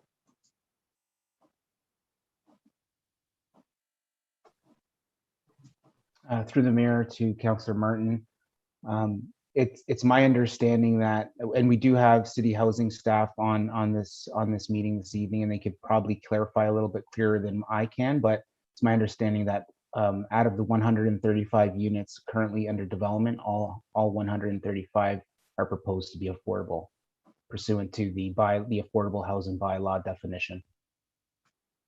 Okay, and that requires them to be rental at a certain market rent, like an affordable rent? Through the mayor to, well, there's Mr. O'Hara. Perhaps he could. Certainly, through the chair and members of committee, thank you for asking that question, Councillor. I'm Kevin O'Hara, the manager of housing stability, and familiar with this municipal housing facilities agreement for this property. So this is a property through a special brownfield remediation program that is a federal program, and it did stipulate at the time through our municipal housing facilities agreement that any developer in that program could rent their rental units, if developed, at 100% of the CMHA average market rent, and that would qualify for the development charge waiver available through the municipal housing facilities bylaw. So at this point in time, 100% of CMHC's average market rent for a one bedroom, for example, is not as deeply affordable as what we need, but it is more affordable than what sort of rentals are available in the city of Brantford. One bedroom right now is renting anywhere between $1,300 to $1,400, and the average market rent in 2020 for a one bedroom rental is around $1,000, $1,050. Okay, so what rent do they have to, what can they charge for rent for a one bedroom under this program with the federal government? And through the chair, it's 100% of the CMHC average market rent. I don't have the exact figure. I believe the one bedroom apartment rental for the CMHC average market rent in 2020 was $1,050. Okay, and what did they receive from this program as an incentive for this affordable? Through the chair, this was through the municipal housing facilities agreement, which provided development charge waivers. I don't have the exact figure. It's a little over $1 million in development charge waivers that was provided through that agreement. And it does stipulate that the property has to maintain those relatively affordable rents within the next 20 years. Okay, thank you. Thank you, Councillor Martin. Councillor Carpenter, the floor is yours. Thank you. I can understand Councillor Weaver's concerns here. We've done this several times to get rental units on the market quickly. We've made these kinds of arrangements, but it's taxpayers' dollars that are going into building these units at a cost of $1 million in development charges. We don't have the full cost in front of us, but we should have that. And maybe we'll have it. I'd like to have it by the time this comes to council. How much was the grants, how much money did the city forego? And what will the actual rents be and for how long? Well, we know for 20 years, but what is that rent? Is it $1,050 for one bedroom? Is that what we're talking about here? As opposed to what they could get for one bedroom, which is $1,300 or $1,400. So we can get an idea of what we're actually buying and for how long we're buying it for is a concern. Thank you. Sorry. And the reason that they're trying to go for a condominium now is we've got criteria that when you have when the rental stock falls below a certain percentage, you can't do conversions. And we also have regulations, thank goodness, in our planning department. And we're one of the few cities that do, who should be very proud of it, that we've got regulations that doesn't allow condo conversion from rental units unless you do a reserve fund study first. So first of all, you can't do it at all if you're below a certain vacancy rate. And then if you can do it, you have to do a reserve fund study so that some developer can't come to town, take a very old apartment building, a 30-year-old apartment building, which has happened on Coburn Street, and renovate it and then sell it as condo units, only to have the reserve fund study being done, and then the condo owners' condo fees double or triple or quadruple in order to meet the reserve fund study requirements to build up that reserve fund for what is on an already expired building as far as maintenance goes. So we have those regulations here in Brantford for a reason, and that is to protect owners of both condos and renters. So I think we should be thinking twice about funding private development. As I think as Councilor Weaver's noted, if we had probably put a couple $1 million towards this project, we would have had the full building, and we would have had it in perpetuity for affordable housing in our community. And so we do this for short-term gain, and the long-term, it's a long-term pain, because as was noted, 20 years from now, those renters will all be looking for new locations. Thank you. Thank you, Councilor Carpenter. Councilor Vanderstelt, the floor is yours. It's a little bit difficult to make the decision based on the evidence that we have in front of us tonight. I will support it for now, but reserve my final decision for council after I've had a chance to review any of the documents that staff will be able to send in our direction. As far as the cost benefit analysis is, the money's paid out as opposed to what they're worth. I'm keenly interested in looking at that. Now, the issue is, for me anyway, and I'm assuming many other members of council, that we're planning out into the 15, 20, 25-year horizon on just about everything we do. North Power Line, Transportation Master Plan, Asset Management, we take the long-range view, and we want to make sure that we're not compromising the future councils after our stay, our short and brief stay here, for most of us anyway.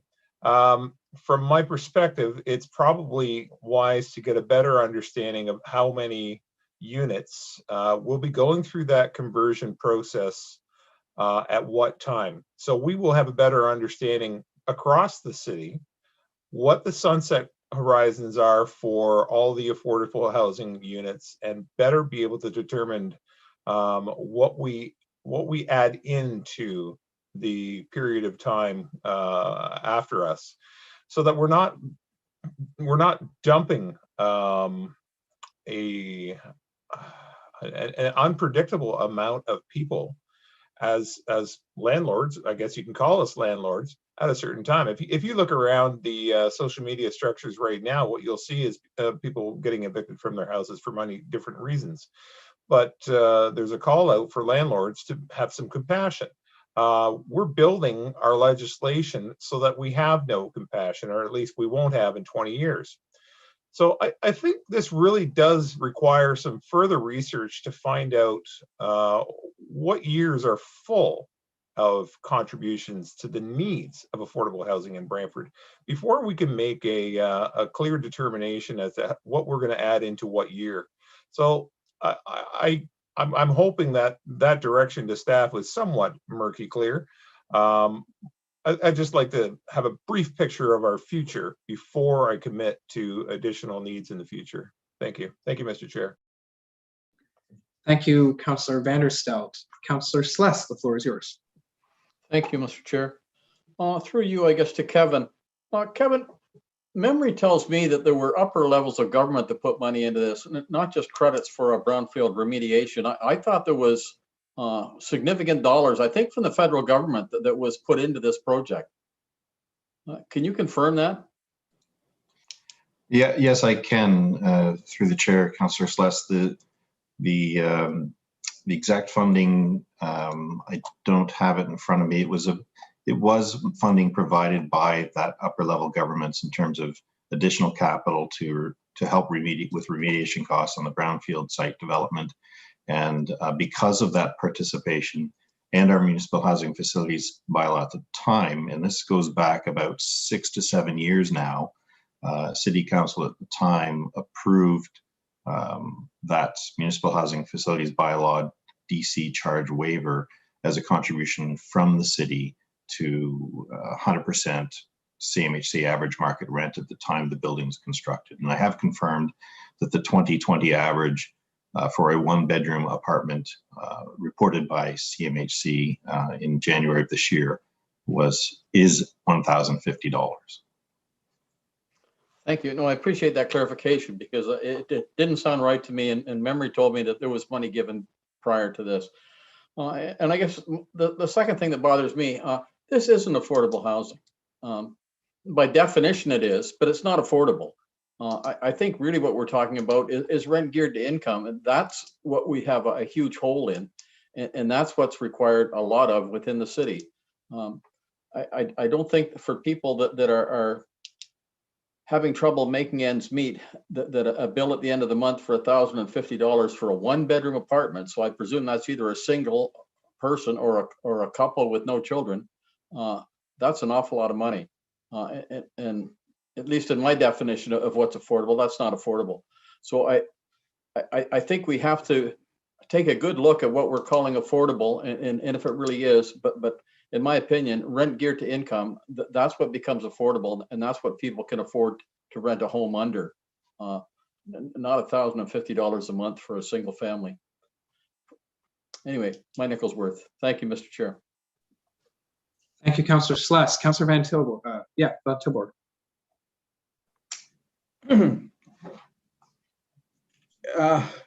The debate over affordable housing or rent geared to income or whatever you have it, the bottom line is people need homes and they're the ones that need to be able to afford it, and it's based on their pocketbook. Right now, rentals that were in the $800 to $1,000 range, people are being removed from them, and the homes are actually being sold, bought up by outside purchasers, and they're going to go and get $2,000. And so I see the people that are paying the $850s being asked to move, find a new way, and they're having to look at those new ones. So yeah, $1,000 for a single doesn't sound so great, but if you're that person looking, that sounds like relief. 20-year, we'll be back in that hole, but I'd like to get more of the details on it. It's not our money. Particularly, it's a federal money to support this. We've given up the DC charges, which I think is a good concept if we want to do the affordable housing from that past discussion of a number of years ago. But yeah, am I comfortable with the fact that there's an end date on this? Well, at least the people that go in will know there's an end date, that in 20 years they may not be there. We're having people know that they've been paying rents for 15, 16 years, sometimes 30 years, loyally, and finding out that their time has come. Their rents are considered too low for those that are now the property owners, and then they have to look, and they don't get much more than 30 days to 90 days notice, depending on the situation. So this isn't the way I want to see things done, but this is the way probably we're going to have to do this one. I will also make my final decision kind of in the vein of everything that Councillor Vanderstelt said earlier, very well spoken on those points, and to look at what comes to us in a couple of weeks. So it's with reservation, but sometimes you have to look at I have to set aside my own personal principles. And I have to think about those people. We have people on Bond Street, you know, not too far away, that we know are going to be in a rock and a hard place very soon. So this won't be up in time for them as it is. And that's the kind of thing that we got to think about is what are our timelines? Yeah, this is rushed, like not rushed that way, but this is going to come first. And we, as it was said, is that we do these things in a rush because we want a short-term solution. But we do need a solution. So this is one. It may not be the best one, but it is one. Thank you, Councillor Van Tilburg. For first-time speakers, Councillor Utley.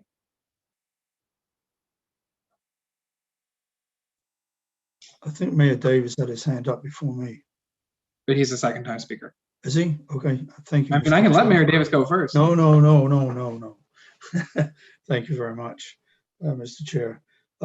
This goes back, as Kevin said, maybe 6 years or so, and it was a very lengthy process for the developer to get the federal funding. I think there was some provincial funding that went towards this project. It was a very significant project on a large lot. I don't know if any of you have seen the building that's just been erected. It's a very attractive building for those that are looking for reasonable rents. And the condos were part of the package as it was presented to us way back. And I'm not sure if there's another tower that is going up as well. I'd need to get a refresher on that one, but I'm gonna support this. It may not be perfect, but you know, it's serving the community at as Councillor Van Tilburg said, it's a, you know, this is a high demand development, and it'll do a lot of good in our community. Thank you, Mr. Chair. Thank you, Councillor Utley. Mayor Davis, the floor is yours. Facts and fairness. All right, that's what I think Councillor Vanderstel was talking about. You know, we're jumping to conclusions about why this request is here. And the problem is, it's not like what we saw earlier this evening, where you have a public hearing and you have the applicant, in this case, the owner, explaining what they're doing and why they're doing it. And unfortunately, people are jumping to conclusions about why they're doing it. And that may be entirely unfair to the owner. There may be other reasons that we're not even aware of, because this is really coming to us from staff, not really from the owner with an explanation. So I think, to be fair, you know, I don't want to be making a decision on this until I got all the facts. And so far as the general housing issue, I mean, all of us can agree that there is a huge affordability problem. That's why I pushed hard to strike the mayor's housing task force to try and find solutions, why we've done other things as a council, such as selling property, because really to deal with housing, we don't have the resources.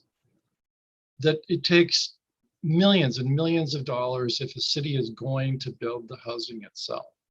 And then what are you left with if you don't have that as a city? And most cities just can't afford it. We don't have the tax base to do it. So, well, then the provincial government has the ability to set rent controls. We can't do that. And then you have these what are called rent geared income affordable housing. And like, we didn't design the 20 years. That comes from the federal government. That's CMHC funding, et cetera. They set the 20 years, and whether this is going to be a condo in the future or not, the problem is after 20 years, if it's still a rental building, they'll just simply the landlord can turn it into market rents, right? And then the rents increase dramatically, having nothing to do with whether a condominium arrangement's in place. But, you know, I had this question when I read the report, because there was really, when you read it carefully, there's one paragraph that explains, because I thought this is kind of strange, a condominium application on a building that's primarily a rental building. There's one paragraph and it talks about financing, that the owner, it's going to help them finance to do various things such as build up the building. I thought, okay, well, I don't quite understand that.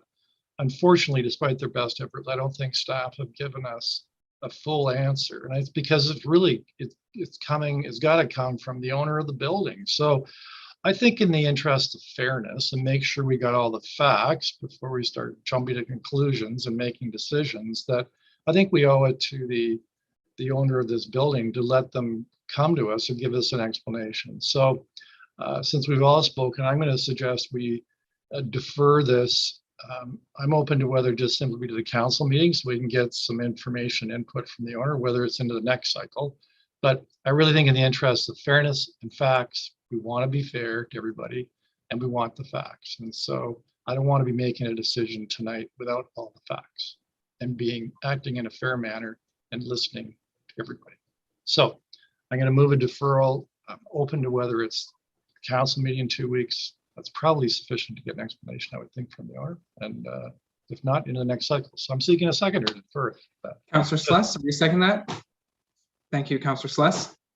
Discussion on deferral, right?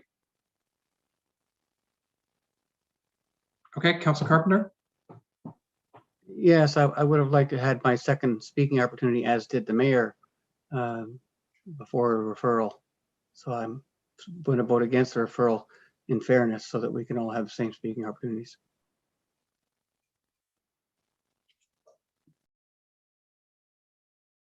Would you hold off on your referral so Councillor Carpenter speaks, Mayor Davis?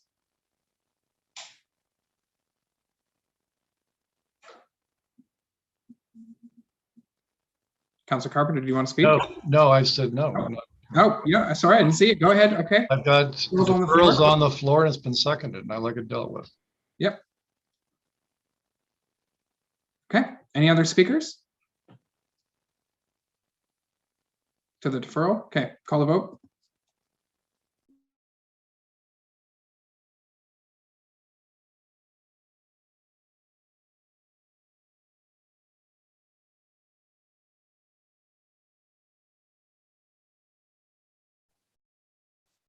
The deferral carries on a recorded vote of 8-2. Those in favor, Mayor Davis, Councillors Vanderstelt, Sless, Antosky, Wall, Van Tilburg, Utley, and Weaver. Those against, Councillors Carpenter and Martin, noting Councillor McCreary's conflict of interest. Okay, so we're done with that item now. On to item 7.1.4. I believe this is your item, Councillor Carpenter. You are muted, sir. Oh, that's unfortunate. I said, thank you, Mr. Chairman, you're doing a fine job tonight.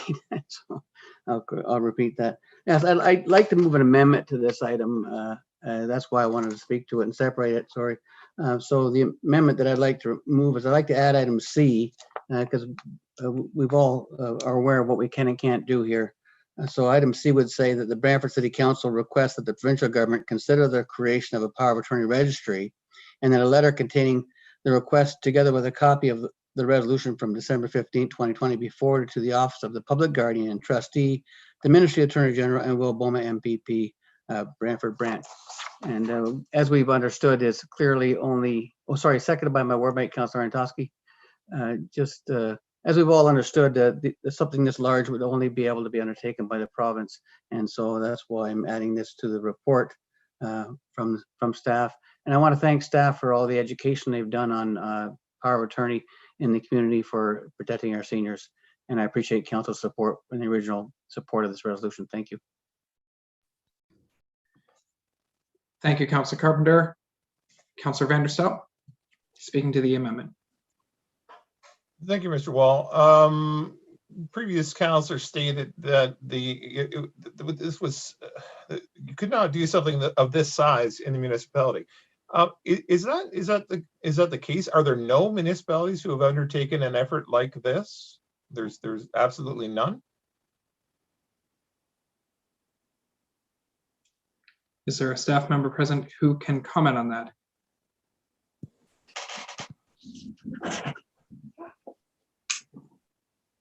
Yeah, good evening. I'm Aaron Wallace, Director of Community Programs, through you, Chair Wall. So no, we couldn't find it. We did a jurisdictional scan of who would run this type of database, and we did not find a single municipality in Ontario or otherwise that did this scope of Okay, just by the depth and breadth and cost and legal ramifications, correct? Through the chair, that would, I'm inferring a little bit, but I think that's probably correct. Okay. We didn't see any that had attempted it, so we didn't have any information on why they stood down on it. But I think those considerations would be universal to most municipalities, yes. Right, okay, it's just too big an elephant to bite. Okay, thank you very much. Thank you, Councillor Vanderstel. Mayor Davis.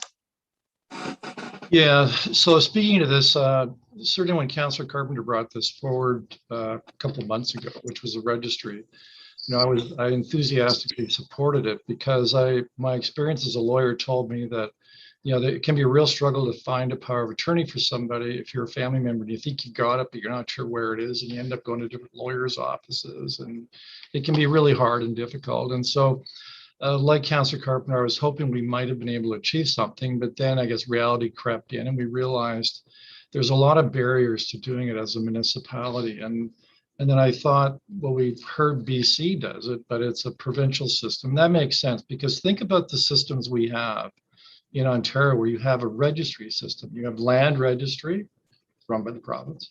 You have a system for registering vehicles run by the province. You have a system for registering secured debt, you know, run by the province. So I came to realize after we had given it some thought and heard from the staff that the only way you can really do it effectively is province-wide with all the powers and resources that a province has and an experience in running these kinds of systems. And the problem is if the municipality does it, then you can't probably get the buy-in that you need from lawyers and individuals to really make it work. Otherwise, you've got a system that, you know, people are still going around to lawyer's office trying to find powers of attorney because you've got a system that a municipality just can't make it, doesn't have the resources to make it comprehensive enough. So certainly can endorse Councillor Carpenter's resolution. I think the request should be made of the province to give this some serious thought to setting up a province-wide system, similar to what they've done in BC, and I guess they've had some success in BC. So happy to support this amendment. Thank you, Mayor Davis. So seeing no further speakers, call the vote on the amendment.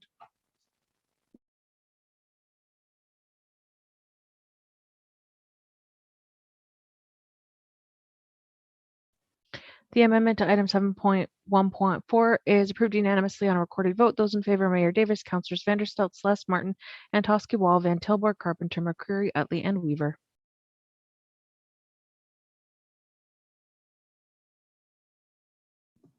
Okay, any speakers to the item? Okay, seeing no speakers to the item, I call the vote.